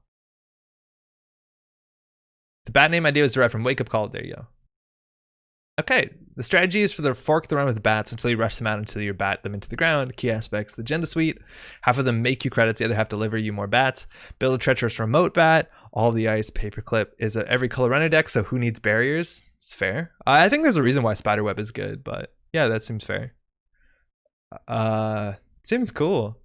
Single neural EMP, wake up call is cool. Ganked is kind of a big deal if you have Archer. Like that's pretty scary. And sometimes people will like, border control, or not border control, boomerang some ice like this. So that can be pretty mean if you hit them into it. Helheim servers as a 1-up, man, the 1-ups are so rude. I'm not a big fan of Urban Renewal. It's rough if it fires for sure. It is a tempo loss, but you give a lot of time to react to it. I guess this would like only a single price tag that was wild. And it's kind of the thing is like, I'm not a big fan of Argus security because I don't feel like the damage matters a lot.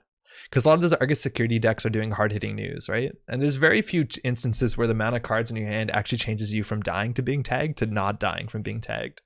And I think a deck like this, if it is leveraging that meat damage, makes Argus a lot more interesting. Which is why I would love to see a PE-based deck that could run like more one-pointers. Because Argus security, like, it's a really strong ability if it fires more often. So this is a neat list. That's actually really cool. Evermore is a fantasy theme park and the employees are in costume, interacting with you in character. Oh, cool. That does sound really cool. Now I don't know what's happening modernly, but I've never actually been to like those Halloween theme park things they do. Like Canada's Wonderland always have a Halloween theme park. Oh, I don't know how involved they are, but I'm hoping it's something like that. Okay. All right, I'm not gonna play this one now, but we're definitely gonna come back to it because it's like 10:15, and we want to build a spook deck. So let's build something. But this is really cool. Thank you for sharing it. I don't think I would have seen this otherwise. Here we go.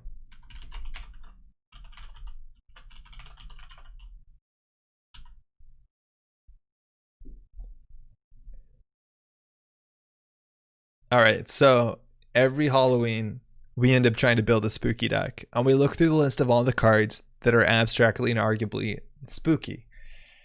And it's always a weird list, and we generally end up playing Baba Yaga because Baba Yaga is building a monster, and Baba Yaga it's folklore. It's not meant to be spooky specifically, but it's folklore, and that's fun.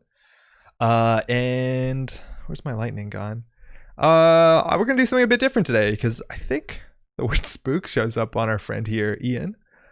Someone in our meta was sharing an Ian list that they were working on recently, and they were pretty happy with. And like, I don't know. I'm never gonna be convinced that Ian is a better option than anything else, but Ian is a fun option over everything else. I believe that, or an interesting option. So we're gonna build a spook deck. This is Ian. This is Ian. Apex is spooky. Apex is spooky, but I don't know. Every time I play Apex, I get salty. So we gotta avoid that. Ian is a retired spook, and when the turn begins, gain 2 credits of the corpus more agenda points than you. Truth is a fickle mistress. Spooky house party. Ooh, yeah, Halloween party we could definitely do. I think that sounds pretty good. Muertos gang members.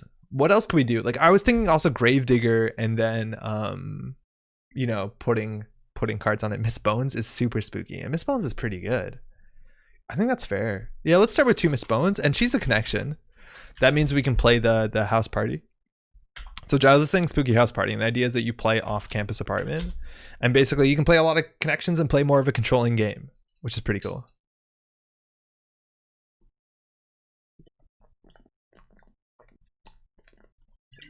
I think last week we played against Dumb Brick, who's playing a connection-based Shaper deck, and it seemed really good. Paul says I'm overseeing Geist in this meta, but he fits the spooky theme fairly well. Yeah, I guess so. He is a Muertos, isn't he? How much are you seeing? Too much Geist out there? All right, so that's off-campus apartment. So I'm thinking of Gravedigger, and Gravedigger's fun because it's a scary card. It works well with Miss Bones, and you can put counters on this with Contaminate, and this is just a fun card. He is a ghost. Data dealer for sure. I guess so, right? Okay, so that's the argument about data dealer. Let's just put 2 in here for now.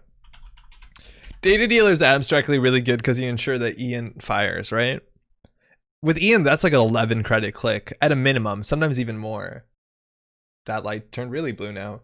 But why, right? Like, is it more important to get 2 credits a turn than it is to win? Now, if you steal 1 pointer, yeah, I see it. Why did the lights change?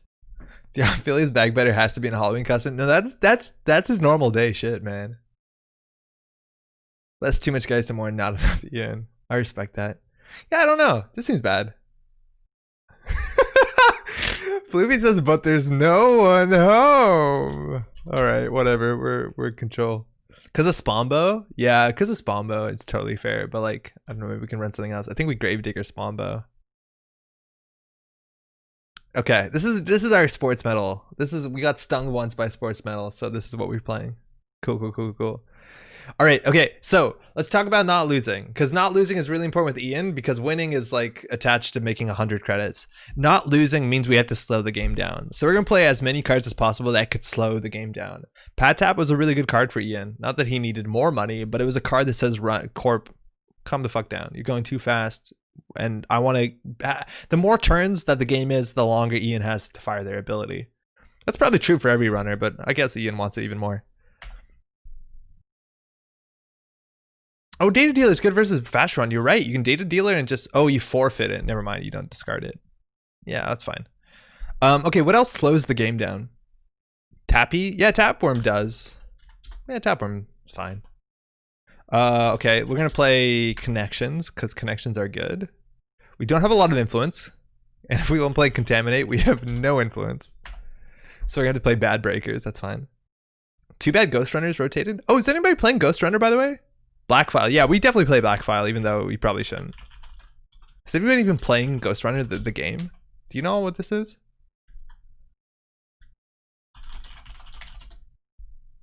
Faust is kind of spooky. Yeah, I don't think we can support Faust though, but Faust is mega spooky.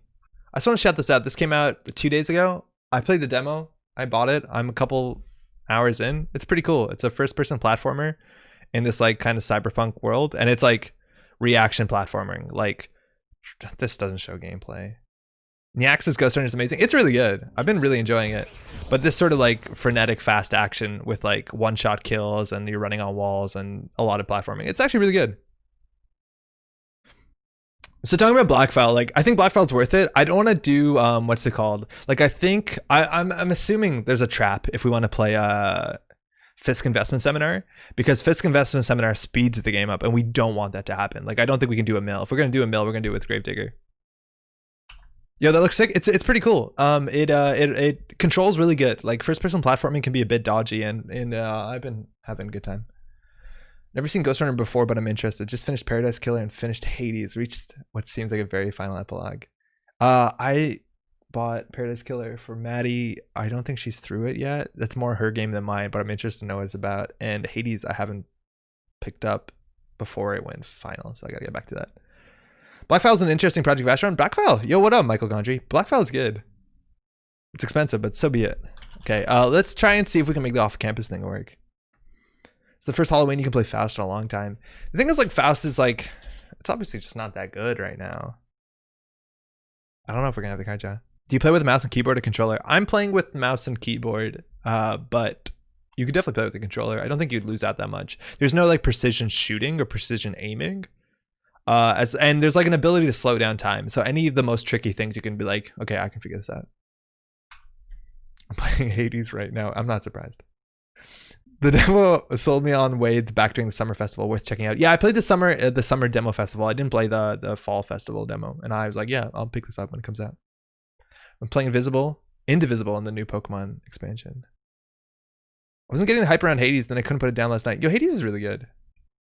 Hades is really good. Paolo's Cafe, I think it's like 4 influence. Yeah, it's 4. Ghost Runner is being streamed on the Steam store page right now. Let's all go watch it. Yo, what up? Yo, I honestly don't like. I know this. One of the best things you can do for your game is to make sure that people can see what it looks like while being played.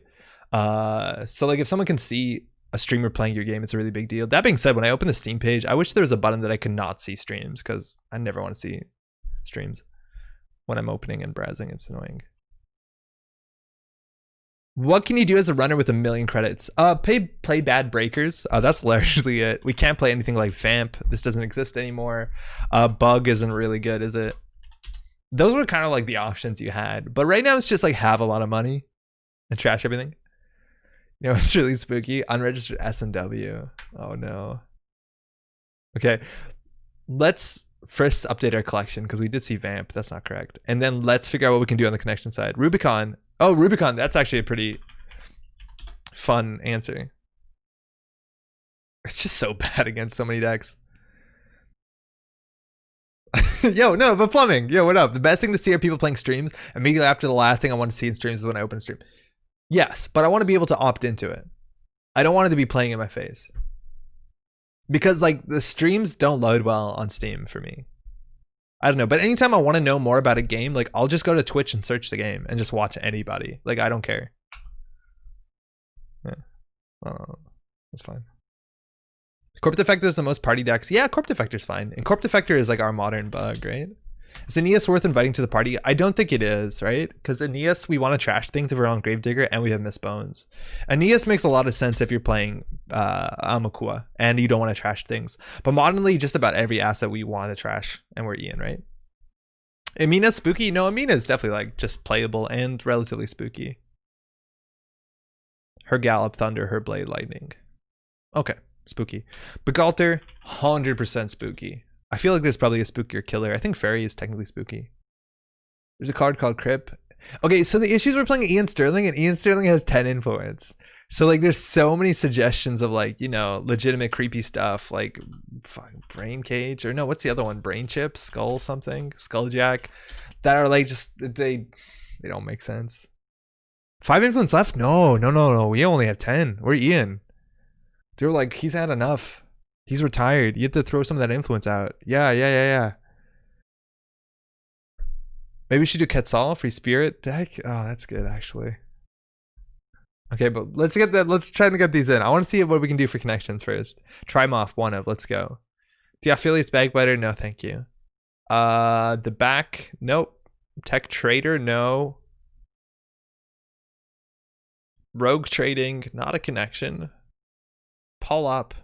Probably fine. Femme Fatale can be spooky. Yeah, Femme Fatale is probably fine. We have a lot of money, right? Muertos, gang member, Miss Bones, Livier, Garam, Kiros McIntyre. If we're playing Rubicon, we might as well. Hernando, 100%. Drug dealer, data dealer, or the other way around. That's fine. Bug out bag, blank out. Yeah, this is okay. Isolation is spooky for me. Rolodexes are scary. I don't know about that. Keeping that track of that much contact information. Yo, you got your phone. You're good. You're good. All right, this is looking bad. Okay, we got to worry about breakers first, and we can't really spend influence because we've used all our influence on other garbage. So we have a decoder. We have a killer. Now, Fractor, we don't have a lot of options. I reckon they're really bad, right? Like, we have Damara, which is acceptable. What are the other Fractors? Like, Aurora doesn't exist anymore. Mockler? I feel like Mockler is just worse than Damara, right? Saker. Oh, yeah, Saker's an option. I feel like they're all like comparably bad. I feel like the D-Res effect is worse. Like Damara's effect is more reasonable, like relevant, right? Okay, so let's check this out. Damara, forward install, 2 for 2, fine. 2 for 3, fine. That's not bad. Mockler, 5, ugh. 2 for 2, fine. 2 for 2, and 2 strength. But we get a credit back. So what does this line up for? Like we end up paying 3 credits for an IP block. We might as well trace through it at that point. Obviously. What other fractors are? I don't know what we're doing. Tycoon if you're doing turtle. Yeah, Tycoon's an option. Whistleblower. Whistleblower is influence. Calling in favors. Yeah, calling in favors is probably an option. I don't know. I feel like Damara is the most relevant. I also don't know how many copies of this we can run, right? Like, do we need to run more than that? We probably do. Okay, calling in favors. So how many resources connections do we have? 1, 2, 3, 4, 5. We probably don't need 3 of these.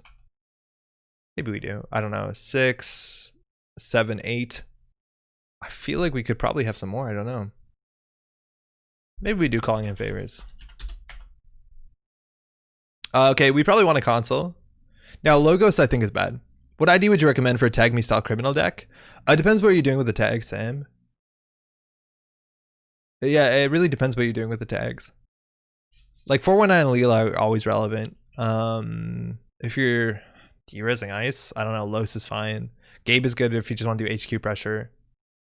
I don't know any of the other criminals. What one is the spookiest blue cube? Cut one off campus for Fenris, Quetzal for your Fractor. Oh yeah, that's good. That's a good idea. I like that. And Quetzal is a wolf, not Quetzal, but Fenris is a wolf. So that's spooky. All right, blue console is pretty bad. They're pretty bad. Let's talk about Zamba. Nope. Let's talk about the Gauntlet.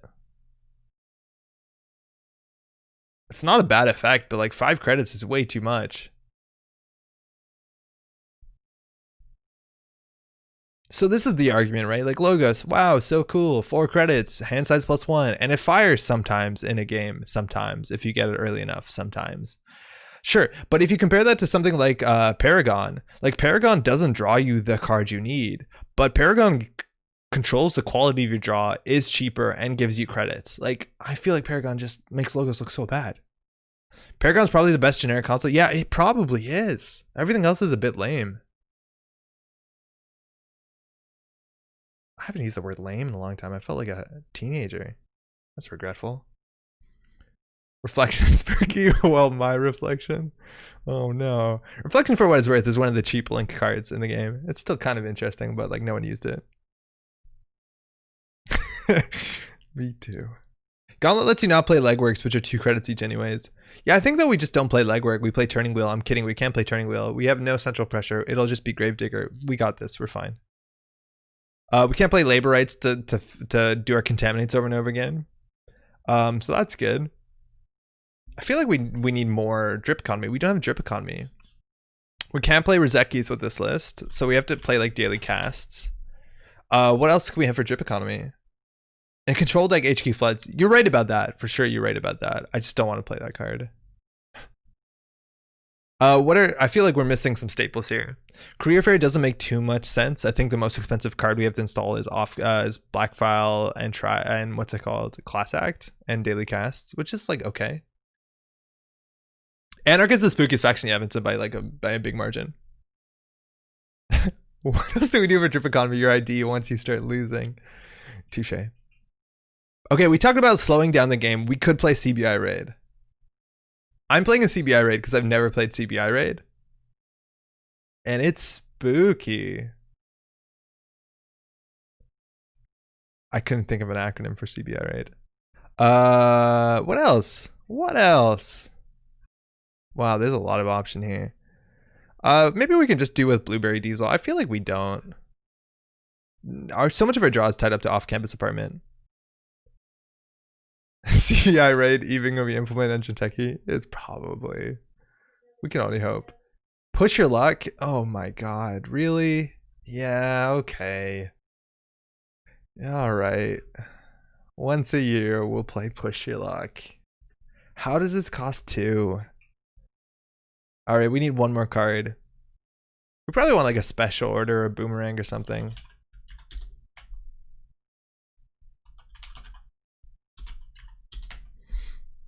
Bravado. Oh yeah, Bravado's really good. Bravado makes sense. Bravado's on theme. This is how you end up cutting your fucking Push Your Lucks. Inside jobs are pretty spooky for the court. That's true. Is that better than boomerang? Yeah, stoppable. So much of our draws tied off to off campus, but we only have 2. I totally agree. Like that seems suspect. There's a chance that we can only play 1 Gravedigger, but like it's probably better we do this because this is a bad card until we draw this, like until we get them in the right order. But now we're at 50 cards, so we gotta fix this. Okay, no, I hear you. You want me to desperately cut Push Your Luck for your deck. I'll keep it. I think calling in favors is probably not worth it. 3 OCA 2 Contaminate. Yeah, perfect. Yeah, because I totally agree with you. Okay, so 48 cards, not the worst. Fine.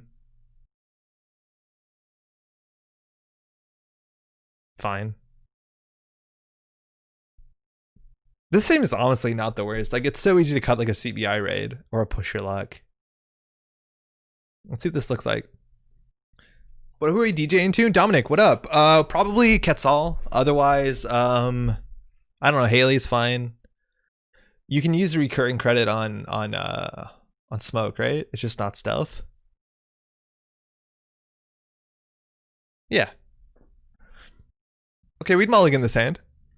This hand is sick. Sick hand. Gamble, boomerang, doof. Let's go. Rubicon. No, we'd set it up. So we would do gamble, draw, Rubicon, draw. We don't want to do early aggression right now.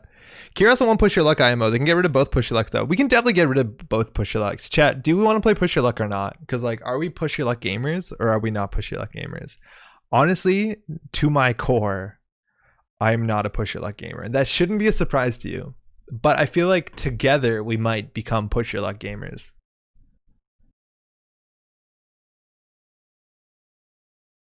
Oh, you got to keep 1. I'm okay with keeping 1 Push Your Luck. I feel like 1 Push Your Luck means we're still Push Your Luck gamers, but we're not like showing off. We are pushing our luck too much. Dominic, this is our tier 1 Ian deck. I don't know how you could say that. We're just gonna blast the monster mash. Yeah, McKellen, cutting 1 push favors, I think, or cutting the favors, I think is totally right. Okay, we're keeping 1. 46 is playable. 46 is like respectable. That's like, oh, cool, you have tech.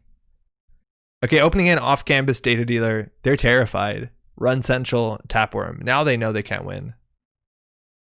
Not having a heartbeat is spooky. All right, we're playing CBI raid in this deck. That was the choice. Draw, gamble. And here, okay, this opening hand, we would jam 2 Gravediggers and then just trash the board. This deck is terrifying.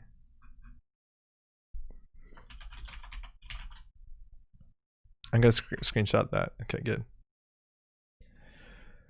Oh, this seems rough. Let's go.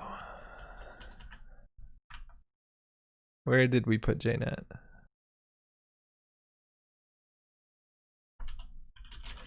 Now, the good thing is if we face off against Lime's winning Sports Metal deck, we will have a chance of winning. I'm trying to think of his name. Ian. Okay, let's go. Okay, I'm honestly the most worried about not finding the breakers when we need them and not having that burst economy to like install an expensive program. Deck is doing me a frighten. This could win games for sure. Now, there's a huge issue that we have a lack of multi-access. Like, it's pretty trivial for us to like just cut one of our one influence cards, let alone a Gravedigger, and then put in a turning wheel, which I think is totally fair. The fact that we're playing a control deck, like Ian is a pretty good fit for things like R&D interface, where like in the late game you can afford every 2 turns to like run R&D and see 2 or 3 cards, stuff like that. No, we're not doing that, that's for sure, but we could. We need to pull up all the Halloween deck lists and have a solid check about thematically bad decisions. So I honestly don't know. Like, will it tell us the date? Yeah, it would actually will. So let's see if we can see October of last year, because it's gonna be a Baba Yaga. Wait, we're past it. October 31st. Oh my god. We've been here before. The Spook. Calling in favors Fisk inside job. Didn't even know what Sure Gamble was back in 2019. That was invented sometime later. Now we have 3 Gang Sign, that's gone. We have the Supplier, which is a really strong card, and the Source. Did we actually do this last? I feel like every year we just do we don't do Ian. I thought it was very clever this year. That's upsetting. I feel like our list is better than this list. Now we did have 3 Rozeki though, which seems clever. We do have off-campus apartment, a single Miss Bones. At that point, Miss Bones was not meta, so we were way ahead of the curve here. Now, Turntable, honestly, that's actually a really cool Ian card, right? Because you can make sure that you're behind on agenda points, and then later you can fix it. I think like Turntable is a really, really strong Ian card. That's probably the best Ian console. Now, how old is the log? Now you're going to see October 31st, 2018. It's an Ian deck. Unbelievable. No, it's not. Okay, this is Igor, which has a worse win rate of only 33%. And this is a Baba Yaga deck, if you've ever seen one. This is back when this was easier to do with things like Deg Deer, and then having like a backup David was clutch. There's 19 games tonight. That's pretty good. Yo, Rash, how's it going? Jay needs a sort by spookiness setting. I wonder if you can do that for Netrunner DB. Have everyone vote for how spooky a card is. Lucky it's the middle of the day here. I'd have to turn the stream off if it was dark. So scare. Hey, we have a match. Oh, I didn't pick my deck. Oops.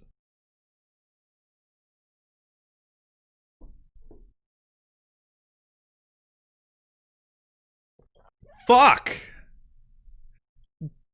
Are you serious? They're gonna score 2 agendas and we're gonna lose. Fucking shit. This is garbage. Our data dealers seem so bad. They're gonna be running like Global Food Initiative and TFP. This sucks. Yeah. 40 card deck, 1 fewer agenda point to win. Okay. We got so stream sniped. This is disgusting. Our opening hand, Miss Bones is probably not that good. Data Dealer is not good. We're gonna mulligan this. We can do better. Yeah, that's pretty good. Oh man, that's so bad.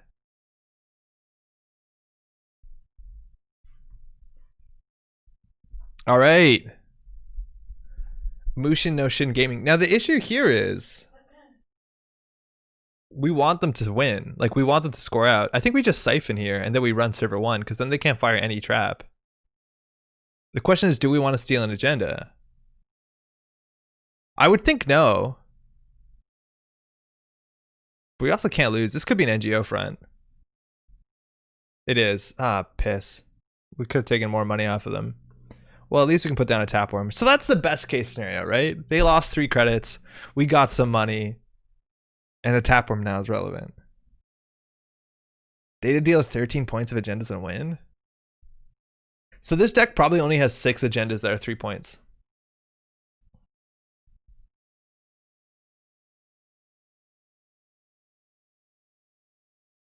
We'll let him have this one.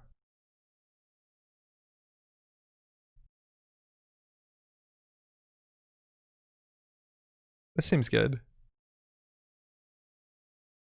Unless it's viral weaponization.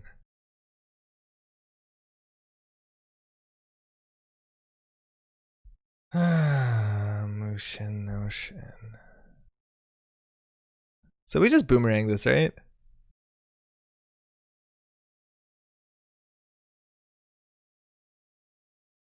Like this is what's it called? We don't care if it's a damage. Oh, Odoroshi, cool. So Odoroshi puts advancements on cards. We're just gonna boomerang that for sure.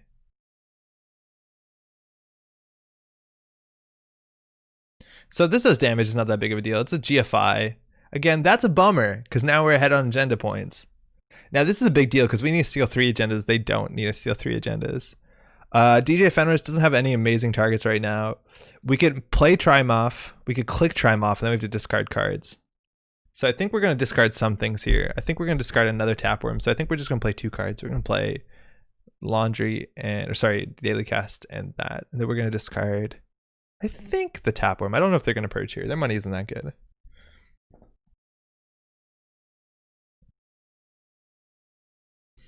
Now, Odoroshi, we can always pay money. And they don't have that many agendas. Like, it's going to only be 6 agendas. I played Ian the last lockdown. I think my ability fired 5 times over 4 games. Yeah, this is why you data deal everything. So we're just going to keep going. This seems good. Ooh, yeah, that's cool. Mistbones or Paragon? Probably Paragon. Seems a bit better. So they can't fire Snare, so we can go HQ. Unfortunately, we don't have a Paragon down. But hitting the traps before they like jam them to their mode seems good. And they can't even score out a 5-3 agenda here, so this is not really a threat, right? Like you want to trash things like this. They can't fire Snare. If there was an NGO front here, they could have res it for the Snare, but we would have a click. There's an Obokata.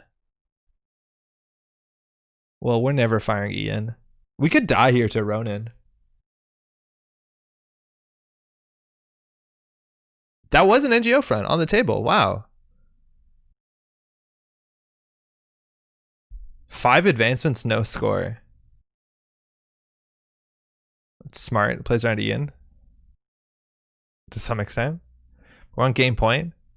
Mistbones or Paragon. Wait, is that the second time we've had exactly those 2 cards? What's the chance of that? That seems incredibly low.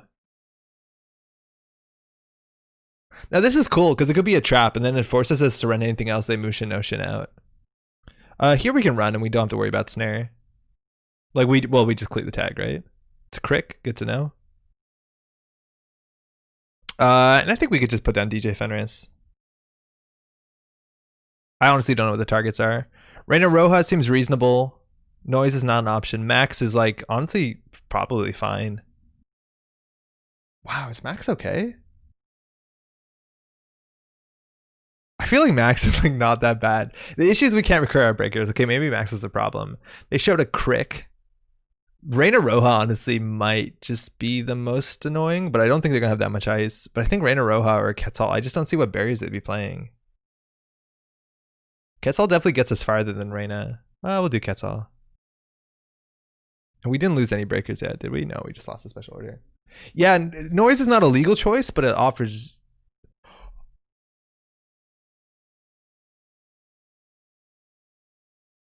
Yes. They might have tag punishment.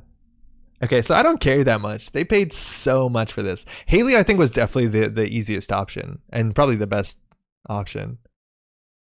Okay, they don't have credits for snare. Watching live means I'm up late doing work all night. Joseph, hopefully you can get some sleep soon. Glad you can join us. Hopefully the work's not too bad. We got false flagged, y'all. They spent so much on that. No. June bug. Second June bug. That's good. So a draw. We'll definitely take the corporate defector.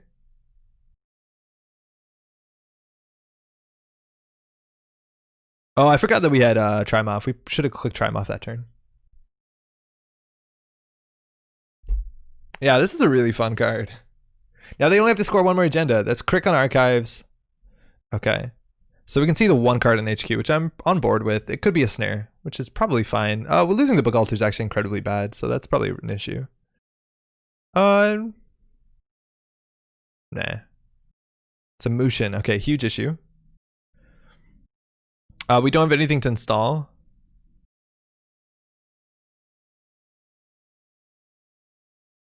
Oh, that's awkward. We need the Amina. That's really awkward. We're not good at face checking into stuff. We can CBI right motion. Okay. So our ability is not going to fire. So we're just playing 10 influence, nothing. But we win on a single agenda. So we're going to have to face check into this. So we have to put down our Begalter, at least, and hope for the best. We can run HQ here. We're hoping not to lose the Mina. We'd have to rely on Boomerang. No. Ah, we're one click short. It'd be really good right now.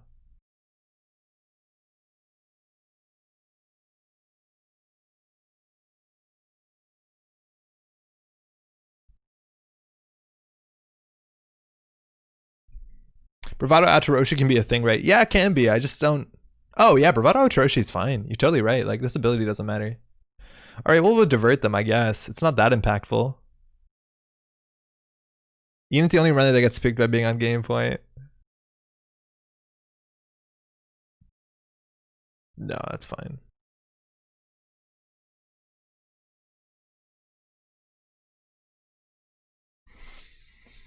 Yeah, we could have done that. So just clicking for credits. This is where we CBI rate them. Like, CBI rate's not that bad here. It buys us a couple turns, which is kind of all we need because we have our built-in Ian ability with the Trimoff. I honestly think we'll CBI raid. Yeah, fuck it. Why not? So CBI raid lets them put their HQ on top of the deck in their choice. So it buys us a couple turns to draw. It might be just one turn. And our Cricks are doing well. Or it's not a Crick, our Tapeworm's doing good. Data deals at the bottom of the stack, unfortunately. Yes.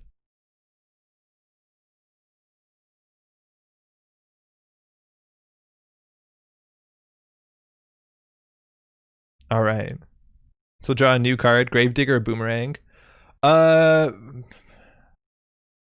have Quetzal. Probably we keep the Gravedigger. I just don't know how we're gonna get. Really? Maybe it's good enough against like big hand HB. So this has to be an installed card. So NGO fronts, 2 have been trashed. And I don't think they're gonna install much else. But hey, we have the Ian money we talked about. And once we install our this, we're gonna start hitting centrals. Right? And they don't want to draw that much. Like, they're just kind of happy with what's happening here. So we'll figure out what they drew here. It's probably the Mushin, right? Yeah, that makes sense. So we know the top of, well, we don't know the top of R&D, but oh, we could. No, that's an Angry Flush. This is going to cost them credits. This is an Ian deck. It's not exactly a mill deck, but it wants to go for the late game. Snare. Shit, what do we lose? Gravedigger. It's fine. We'll definitely remove the tag, otherwise we die because they try him off. This is okay. So now we have to respect Snare and HQ, so we have to draw. We'll definitely take the diversion.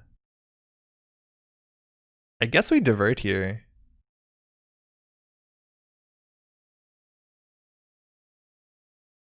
Nah, it's fine. I think we draw. I don't think we need to try him off. We're getting 2 credits a turn off of the Tapworm anyways. And there we go. That's the combo we want. Okay. Fuck. All right.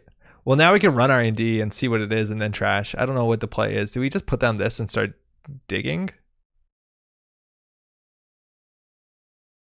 Tapworm the better Ian. Yeah, I know. It's a problem. All right. I think we're just going to do this to fire Paragon and we'll run HQ once or R&D once. No. So Snare will remove these 2 cards, which is a bummer. This also loses a credit because we're using Amina. Yeah, I saw the Gravedigger and assumed Gravedigger is just because we're trying to play a spooky deck. False Flag, okay. So we definitely want to trash that. That's the first unknown card because they redrew these 3 cards, which was their hand over the last couple turns. 4 cards is a fair bit.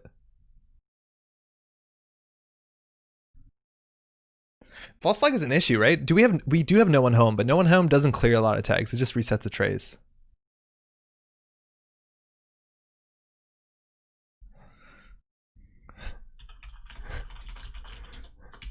Also, so far, like we have to count influence. It doesn't look like they're on the HB Brain Damage Trap. I never remember the name of.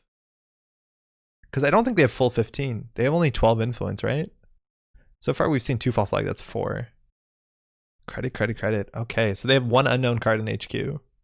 Cerebral Overrider, thank you. Yeah, I never remember that. We're gonna draw once because we know. We put Damar on the back of their bottom of the deck. We take the black file. The problem with black file is that like it's really obnoxious because they still have to like they just advance it and wait. I think we'll take the black file for fun. So they have 1 unknown card in HQ. That isn't something they needed this turn. This loses a credit for them. Oh. Hedge fund, okay. So we could have milled the hedge fund actually. If we didn't click this, we could have done that. Oh no, we don't have enough clicks. How could you forget the Grace Advanceable Trap? It's been a while. So still 1 unknown. I think we're gonna start digging graves and just force them to do something.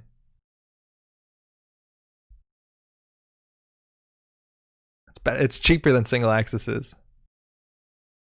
So we'll draw the Contaminate. We'll Contaminate.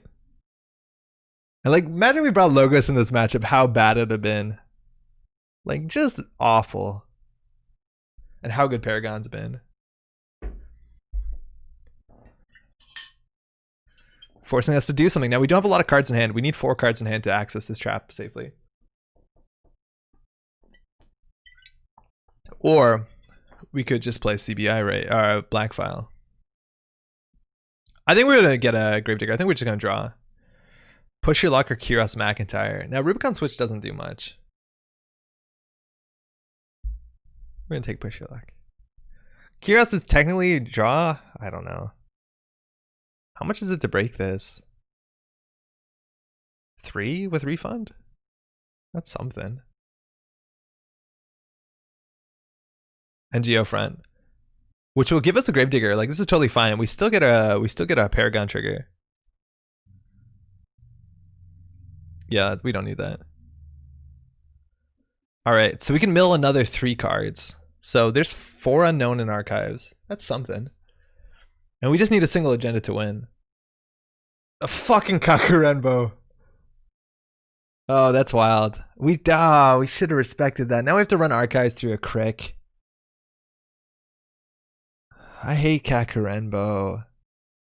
Like, you need your opponent to tell you what that is, or it's such an issue. So we're going to run a Kakurenbo, maybe play Backfile. I don't know what to do here. God, we played so hard into Kakurenbo. That's more likely to be an agenda, though. I didn't do the math here.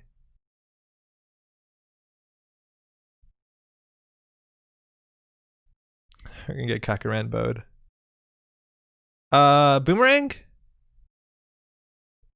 Yeah, I think so. I don't think we want that.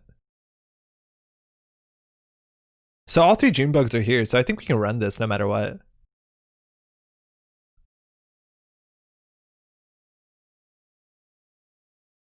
All three NGO fronts are out, so this looks like it could be a snare, but this looks like a legit card. And we have enough for both Junebug and for Obakata. We just don't want to let this fire because it changes the Junebug math. Actually, it doesn't matter. Well, it would matter if it's brain damage. False flag. So we've seen 2 false flags. We've seen all 3 false flags and all 3 Junebugs. So advanceable traps are going to be a different issue. Let's see if we get like hard-hitting news or something.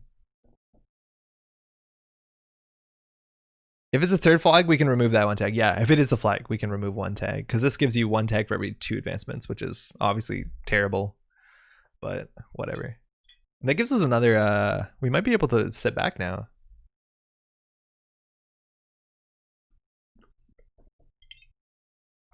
Genotyping. God damn recursion.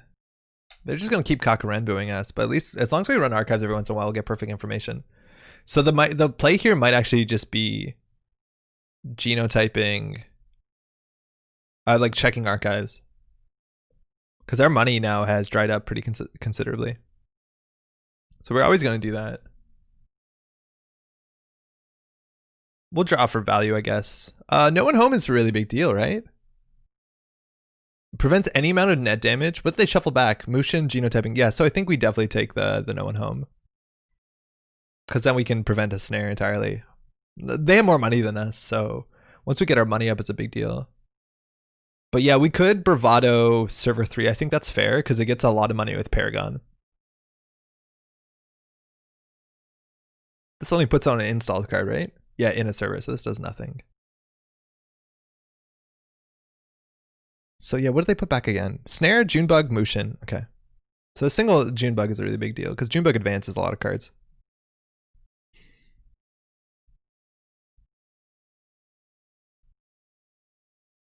Okay, we've gone through a whole deck. Oh, actually, we might have shuffled with Boomerang. We could just Grave Dig. I just don't like Grave Digging without checking too heavily because then they can recur. Finally come back up from Air from Arkham, and I see you come back to something even more horrific. Oh man. We were so excited. We were going to play Ian. And then, yeah, that's another genotype. We're going to play Ian and this happens. We're playing against Harmony Medtech. Our ability is obviously not fired once. I think it's like turn 3. They put a GFI on the table and saw advance naked. Or maybe actually it was behind ice. I forget if it was behind Odoroshi or not. False flag and 3 unseen cards. Oh my god. There's probably so many agendas in there. Do we have the money just to check? We have a big chance of drawing a Bravado here. Piss. Oh, no, we don't. One's in archives. We lost it to damage. So we know there's a Mushin in hand. I think we run R&D. The problem is like 4 credits is a lot for this, and we're not getting 2 credits a turn. Tapeworm count. 1 more in the deck. We'll just run HQ, I guess. Andre played a CBI, right? And his opponent wasn't even surprised. Yeah, that did happen. No, we'll take that.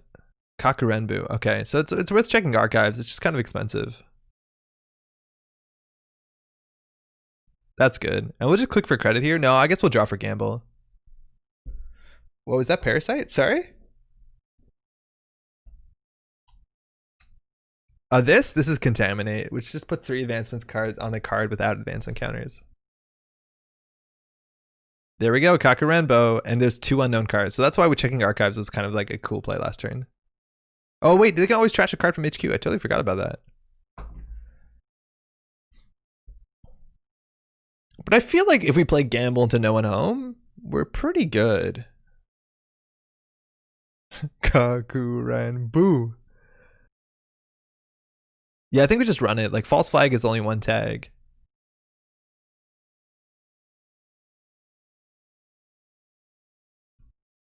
We'll hit up the Trimorph first. This could, for what it's worth, be a snare.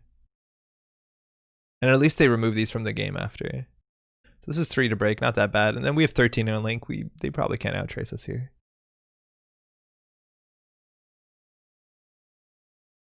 Keeping class act in hand is actually kind of reasonable.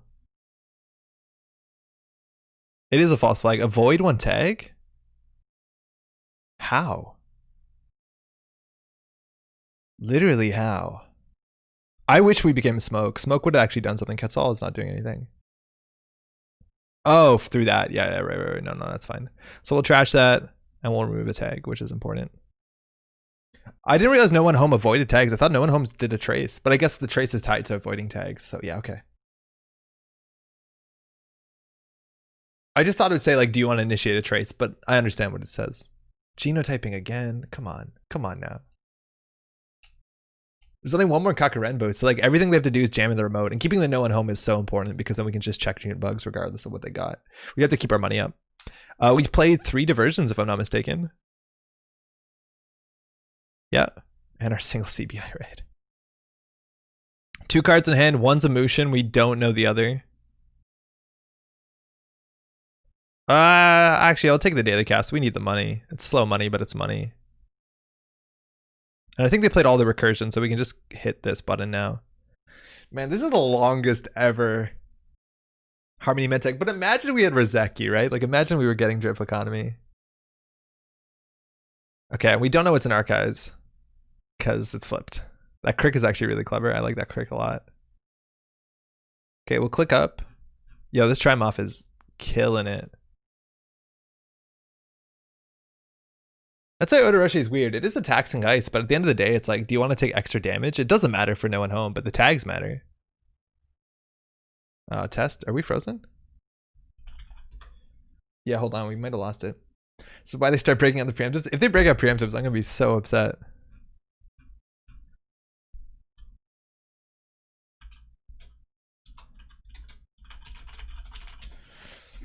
We'll give it a second before we reconnect. Did we say we wanted them to be slow? That's true. Oh, hold on. What? Whoa. Whoops.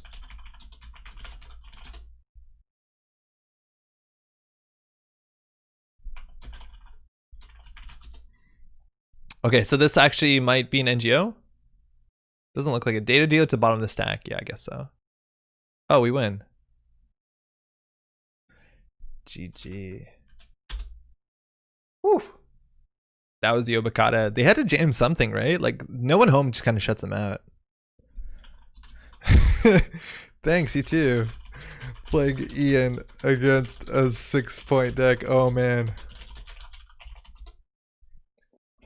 So, okay, Harmony Medtech isn't seen that often, but I honestly think it's a fascinating ID, right? Because the whole idea of 1 fewer agenda points and as a 40 card deck means you can put a 6 agendas point suite and the runner has to steal 3 of them if you're playing Global Food Initiative. That's incredibly good, right? And then you still win off of 2 agendas.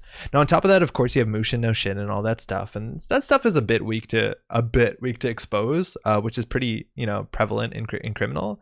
But the idea is that if you play like Global Food Initiative and like the Future Perfect, it's hard to win off of Centrals. Obokata for the remote is, it's hard to capitalize off of it. Like, I don't know what they punish us if they play punitive or something, but it's like a kind of a reasonable identity. Now, if they just imp agendas, right? Like an imp is pretty popular, like to Future Perfect, and that's not that good, but it's cool.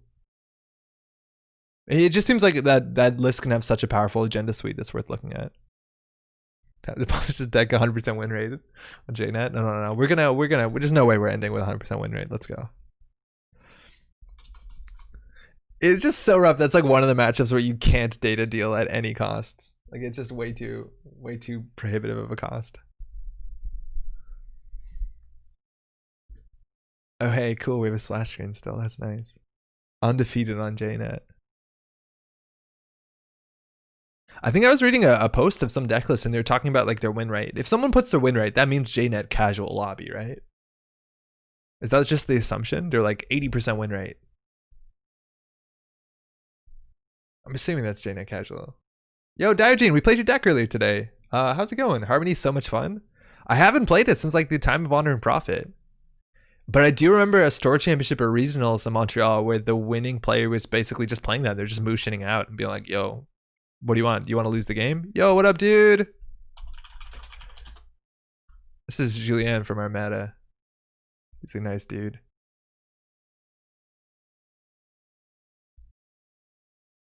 We were doing testing together. Oh, fuck yeah. Spark Agency. That's a lot of stuff to trash.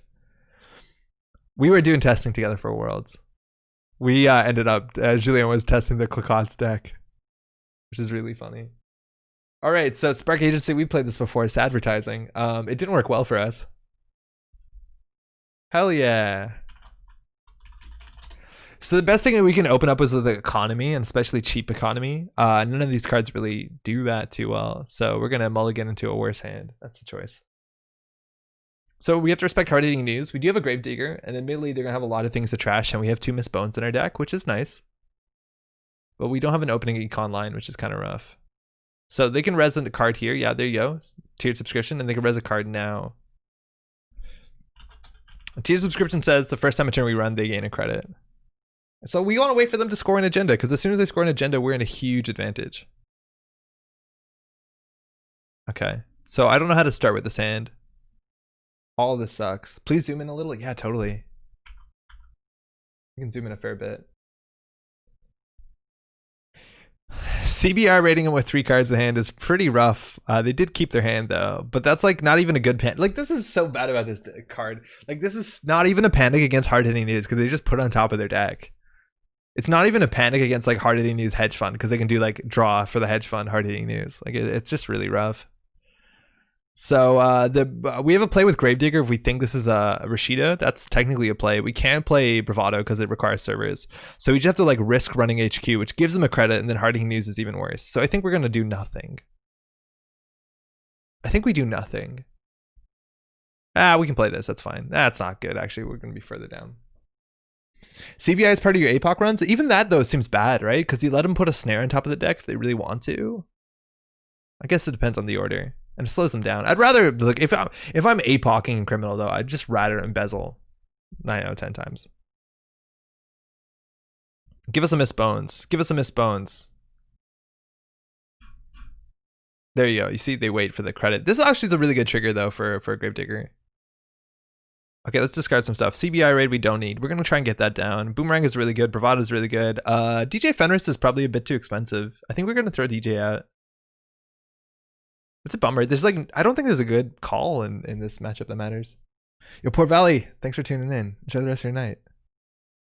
CBR raid keyhole. Yeah, CBR raid keyhole was like a thing that you could do because it doesn't require a successful run, but just being a thing isn't a thing. Oh, we're going to lose another credit here. The fucking credit action.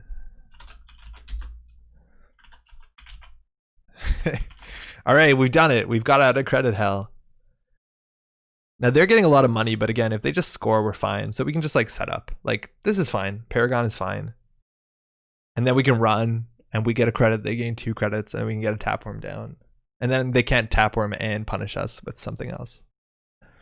But a Miss Bones will be a really big deal because then we can clean up the board. And server 2 might just be an agenda.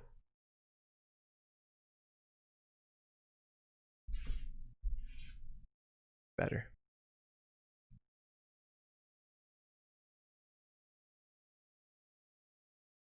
This is where corporate defector is looking juicy, right? Ooh, okay. I still think we're going to go for the run here. They'll get 2 credits, but whatever. As long as we have enough to clear the hard-hitting news and not respecting economic warfare. And we were playing a version of this deck that had economic warfare. But I don't think we're playing tiered subscription. No. We need that. It's a very powerful card. Oh, we don't have Class Act yet. Okay, I'm just going to do this because I'm scared. Honestly, I love watching you play Jank because it gets the gears in my head turning. What are you thinking about? It's been a while since we played like deep Jank stuff. It's just like, it's unfortunate. If you play competitive Netrunner, there's so many cute cards like Gravedigger that are like nice, but probably aren't worth slots. Like this fires a fair bit in the modern meta. Rashido, NGO friend, let alone Miss Bones and friends. Hernando Cortez, that can matter. A lot of their ice has at least 2 subroutines. I don't think there's any NBN ice they'd be running besides Rap that has a single subroutine. Okay. We'll give them 2 credits. Let's go. Oh, reversed accounts. That's terrifying. That means they're definitely on hard-hitting news. And we have 9 credits to their 24. They can value hard-hitting news us. We got a Gravedigger counter. And they're going to purge. So at least we can see. Oh, it clears the Gravedigger counter. Oh, that feels so bad. We just want to find Miss Bones. Boomerang Doof is a play. I think we'll play Hernando because we're gonna run next turn. Hernando Boomerang Doof is like fine. It'll be like a 10 credit loss for them. Actually, not even, right? Because of tiered subscription. I want to do like Sterling, Hushik, Rizeki. Yo, so Hushik I think is like where this deck should go, right? Because it's a really powerful late game card, and once you're set up with all your installables, that's good. Like, I think Hushik makes a lot of sense if we're playing all these like 2-cost connections or whatever. I still haven't found Miss Bones yet though. That double purge is so bad. We timed that out really poorly. Ooh, last click draw. Not good. Sounds spooky like you shook. All right, let's go for this. So Hernando's gonna put on some tax. Misplays. Yeah, called out on stream. Let's go. There you go, Resistor. Actually, that's another single 17 ice. There's not that many. Like Jua, this. So that means they're definitely going to tag me if they have Resistor. Now we could trace that for 3, or we could obviously boomerang it, which seems fine. So we're gonna get Paragon, we're gonna get Diversion. That's something. They did get tiered subscription. Off-campus apartment. I'm really scared of playing this card. We don't have a lot of connections in our hand. It shuffles, so we're gonna draw something else now. That's good. We can always pay 3 credits to the game too. So they paid 1 credit for the Resistor. It was a big chance of being something like a pop-up window as well, which wouldn't have been a heavy investment. Slot machine, I think, is the best case, but that's not an ad, is it? And then Server 5, don't want to run it. You can score out a Beal or Bologna. That's fine. I want 2 credits a turn. This Gravedigger should be Rizeki. Oh, Server 2, fuck. Hey, we got a Gravedigger though. So we're gonna float 1 tag. If we want to clear all the tags. That's the second reversed. Oh, value reversed. Cool. Let's draw for money. Draw for money? I don't know what money would be. This is probably a bad card in the matchup. I don't think this card should be in the list. Right? Like, we're way too slow. This is way too expensive. It's just like a slot. We have to click for credits here. We could Bravado HQ just to gain 3. We could run Archives to gain 1. It gives them 2 though. Feels bad. I don't know what we do. I don't think we do anything. They would have hard-hitting news us last turn though if they had it. I think we can just give them more money. And I kind of want to steal an agenda just because we'll data deal it. There's a chance they would throw out an agenda, let alone we milled 1. No, that's good. Wow, we milled an economic warfare, and to talk about like fun jank, they're in divert power, so they probably have a big range of ice. Like they probably do have expensive ice. And Rubicon doesn't work against divert power because it's on their turn. Ooh, Rashida. That's been there for a while, so that's scary, right? Because now they can find the hard-hitting news more likely. We do get another Gravedigger counter. So we'll see if they throw the book. At least we have 7 credits, which isn't good enough, but it's okay. Just score an agenda. Julien, score. Don't hard any news. They actually might be on CSARs. Like the credit differential is really rough for CSARs. If we were smarter, we would have taken on these tiered subscription, but I feel like we're tunneling on Miss Bones a bit. And with cards like Archangel, it's way too scary to do off campus, I think. Ooh, Server 5. Cali testing? No, probably product placement, right? Yeah, there you go. Rezzed. We lose 1. It's okay, we have a gamble. Class act is what we want as well. I wish we had another click. Now the issue is if we like run into an IP block, they can trace into us, so we can't bravado last click. We could run archives. We want to get down the tap worm, but we can't do it this turn, so I don't think we run this turn. It forks them though from scoring, but I think they'd be happy just to purge. It gets rid of the Gravedigger, so we'll just do the Gravedigger, and then the purge isn't too bad if it comes.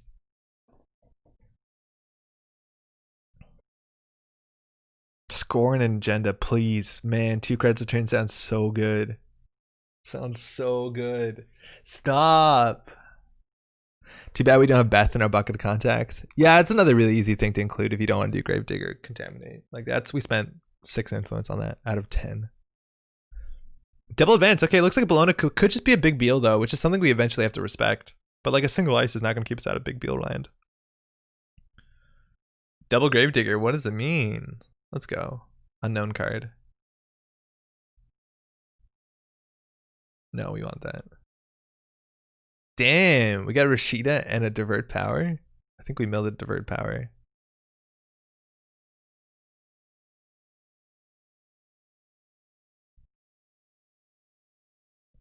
They need to score a purge here. It's really hard. Second Maryland, that's an ad. We lose a credit. So we can time to get the double Gravedigger down so we can actually mill 4 cards, right? We put a second Gravedigger right when these are going to time out. We do mill, mill, mill. They got to go fast. Turn 11, no one scored shit. Our board state's miserable. We get a purge. Of course we get a purge. We want our money. Give us money. We're Ian. When's the pension come in? Come on. Throwing out more cards. I would love to also play Louis Guilherme, but I don't know whether that controls enough for that. Okay, so playing this is a bit dodgy, right? Because our hand size is, well, not our hand size, our credits is pretty low. We played all our gambles, so I'm just going to click up. All right, we can put it all on Push Your Luck. We haven't drawn a Miss Bones yet. My God. At least now we have filter draw, which is nice with Paragon. Yes! Finally. And now they can score out really fast. Like, they're set up. That's the issue that we're going to run into.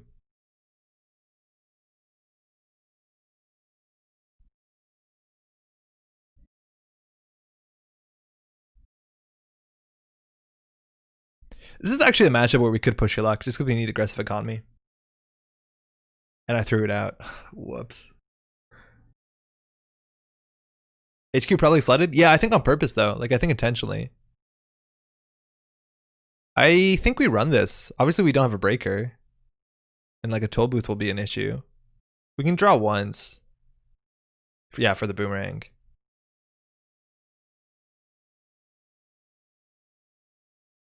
We just need to make sure that we have 5 credits to steal Bologna. So I'm going to click for a credit here so that if we hit toll booth, we can still steal Bologna. And then we can data deal this. That's a resistor. Okay.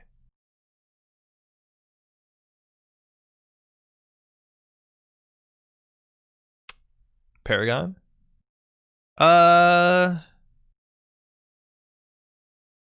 Probably. I don't know what else we want. But honestly, I think I'd rather Bravado HQ. Because they can trace into it, so we have to install this breaker. No, yeah, I don't think we want that.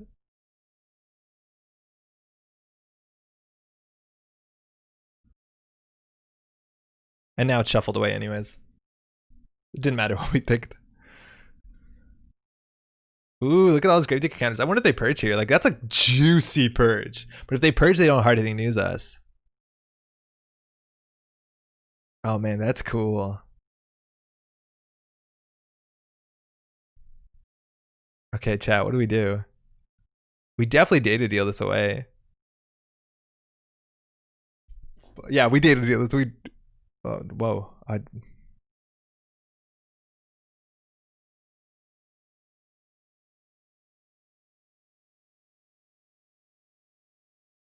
Let's go. Mill 4? I think we can do everything besides the mill 4. We always can consider trashing that to get 2 more counters. This is going to be a remastered program, right? No, it's fine. Yeah, there you go.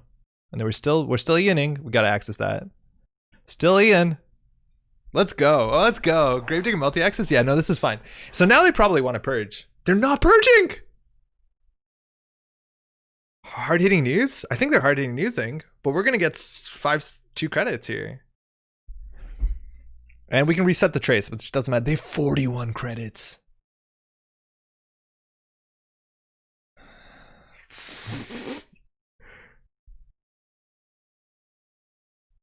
Okay, do we mill 4? I think we mill 4. That's a Beal, it's an issue. Oh, we probably should have bravadoed there. Yeah, I was too excited. We definitely should have bravadoed there. Do we do mill 3 run? I think we do mill 3 run. No, we're Ian. We don't want to do mill 3 run.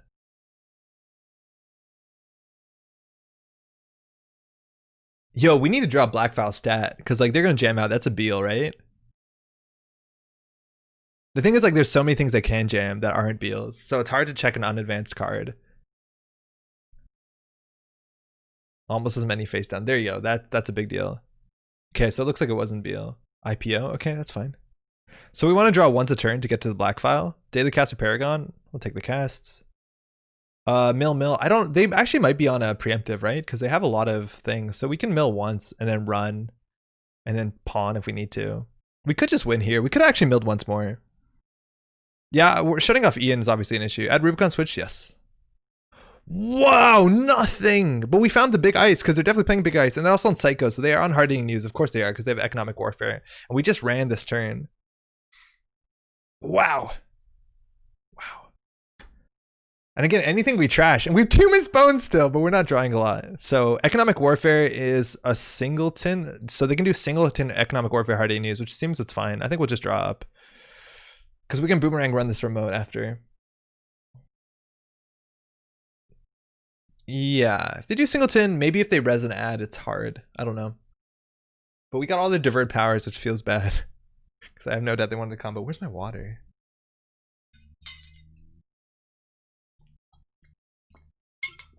We also have another Contaminate, which is like nice. It's just kind of slow.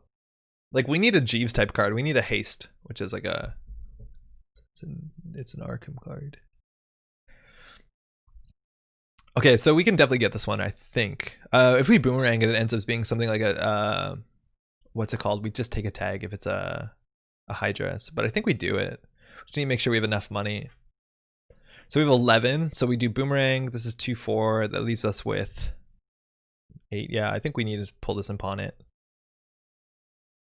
God, boomerang's silly. Did we know the top of card of our deck? We might have wanted to draw first there. Yeah, there you go. So this is just take a tag.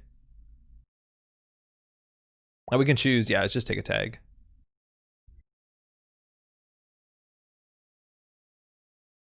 So we have to clear the tag. So now this is strength 1. Cool. Oh, they actually ended up paying 13 for that. Nice. And it's always good. We can panic Damar if we need to. Like, Damar is cool. We have enough to steal, let alone Paragon. We don't want that. Oh, Beal. Sick. We're going to pawn it. Honestly, we should probably trash this, right? Because it gives us Gravedigger counters and stops them from rezzing it, which loses 1 credit anyways.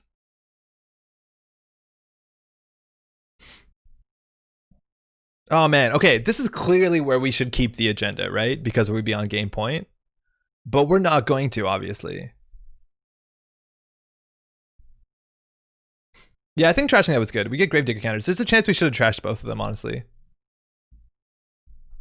Then we would have a lot more mills.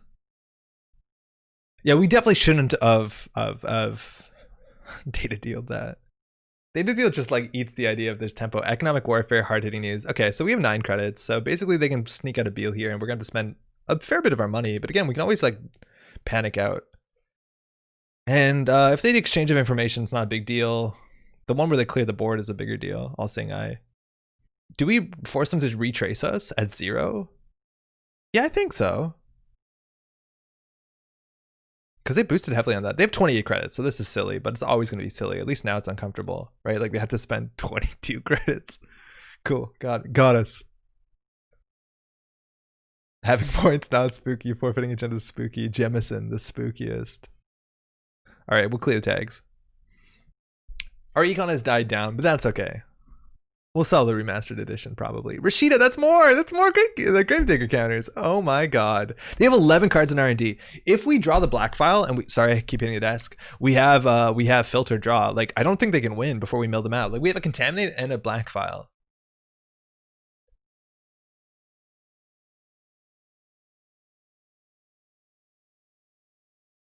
Oh my god. Another tiered subscription. We lost a credit. Feels bad. We'll take the boomerang for sure. Alright, we're just gonna start milling. The remastered edition is actually a huge issue, right? Because then they can score Beal from hand, so we don't have a lot of time.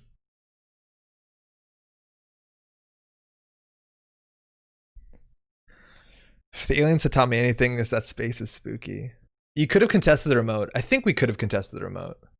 I think you're right. I think we could have done boomerang right in the remote. We definitely could have. Now this is terrifying because there's 2 more Beals in the game. Yeah, we probably should have contested the remote. Here we can contest HQ. So we can do a filter draw. We could also wait for the class act. Like we could do a archives run first. I think we'll run our run archives first. What are we looking for? We have Bologna credits. Contesting about not spooky. Okay, hold on. Thinking. So black file is really important because they obviously can score a Beal from hand with the remastered edition. That's 2 in 20. So 1 in 10 of drawing it. It's a low chance. Now we could do draw, draw, draw and have a bit of a higher chance. Now running archives is like similar to a draw because it lets us bottom 1 card. And we see 4 cards. Like we could grave dig and see another. I don't think we want to grave dig and see another because the chance of us winning here is pretty low. We can always grave dig last click. I'm just going to run archives to get a Paragon trigger, but drawing here might be right. I don't want to mill here because I think we're going to need a draw. Yeah, we want to bottom that. Bologna, everything else. Okay. So we could have won.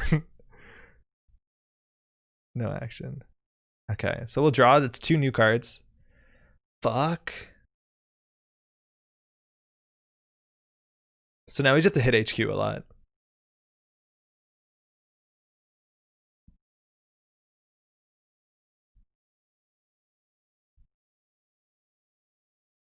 Yeah, we'll just hit HQ. We can always draw once for black file, but it's too late now. Actually, I think running HQ is better than running archives. Yeah, it definitely was. It was better than running archives. Because it's unlikely we win on archives considering the gender density. And here we have a chance of sniping a Beal, which is obviously incredibly important. Yeah, I think this was better. Bravo HQ and Prey is playing. Yeah, I think that was better than running archives. Yeah, there you go. That's a Beal. But it's not over yet. We have to maybe find another one. There's only 7 cards left in R&D. We did snipe him though. We have to hope that there isn't another one. Because there's only like 11 more cards. Oh, run HCR and win? Wait a second.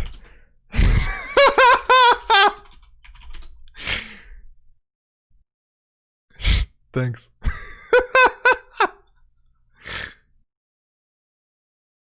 GG. Oh, we're so good. Thanks everyone who has my back. Any more in hand? Yeah, we definitely couldn't get contested the turn before, but I think, yeah, I think running HQ there was right instead of running archives. Oh, that was spooky. Oh, that was the only one. We had a 1 in 5. Damn, I'm good.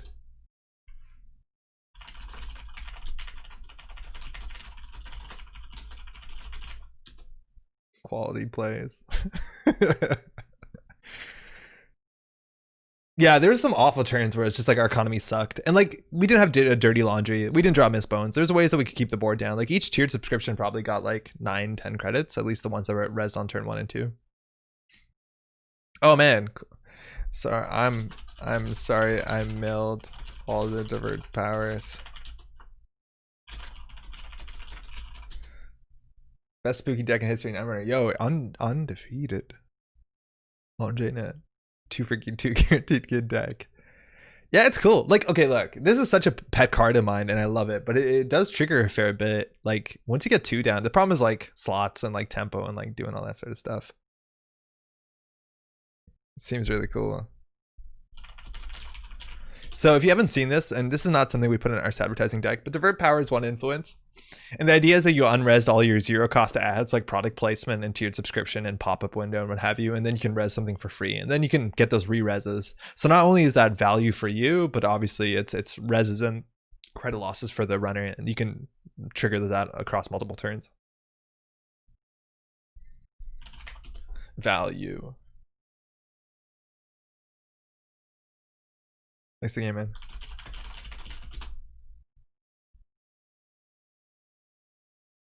Jeez. All right. Unfortunately, it's a bit late, so that's going to be it for tonight. But hey, I know I said this before. Join here on this channel if you want on Saturday. We're going to be playing some Arkham Horror, the card game, on online on the stream. So we're going to try and make it easy so it's approachable for those who want to learn the game. I'll show you a bit of how it works. We'll teach you the game, and then we'll play a bit of the starting set. So there'll be a bit of spoilers, but it's really not a big deal considering I think how much other stuff there is. But that'll be on Saturday, so hopefully you can drop by. I don't have a strong time. It'll start in the morning, so like 11-ish Eastern Standard Time, considering it's like 11:30 right now. Yo, what up, Ken? Yeah, it's gonna be like 11 in the morning. If you want to subscribe to the channels and notify on Twitch or YouTube, you'll get a notification. But something around that.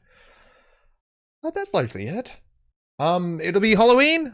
We won't be dressed up. I don't really have a costume besides that mask, but I had a really fun time tonight. Hopefully you're doing all right. I called 911. I'm still really embarrassed about that. I've never done that, so that's good to get that out of the system, I guess. That's largely it. We'll be back in a couple days. Talio, hopefully you're having a good Halloween if that's a thing you do. I know that you don't do that everywhere. It seems like a pretty American thing, but have fun. Ooh, the lightning. Probably our most successful spooky deck yet. Yo, that's a good deck. You can tune it, but it seems really fun. How do you get in to play as well? Or are you going to be streaming a local play? I'm streaming a local play. Yeah, I'm just going to be playing locally. I have like a multi-computer setup, so hopefully we can do something that looks nice. But if we're interested, like this was always the thing that I said I'd do, and it's just become harder and harder to do it because time hasn't been a thing. But I've wanted to make like sister channels where we focus on different kinds of content. Like this is an Arkham channel, and this is like a Doomtown channel, and this is like where we play video games, stuff like that. It's been difficult. I've also been recently enrolled in like a 9 weeks motion graphics course that's taking like 15 to 20 hours a week on top of work. So like it got worse than I thought it would be. But the idea is if all goes well and it's fun and all that, we might consider doing more content down the line. So that's largely it. We're still debating how much COVID will play into trick-or-treating, but the kids will at least dress up. Yeah, I hope people can dress up at least. Whether it's, you know, a good idea to go door to door and see a lot of people like that, I don't know, it seems kind of rough, but at least you'd probably be wearing a mask because of Halloween. I don't know. That's all. Thanks to everyone who hung out today. If you're watching the VOD, happy Halloween. Everyone played games against good games. Always a pleasure. And we'll be back in a couple of days. Take care, y'all.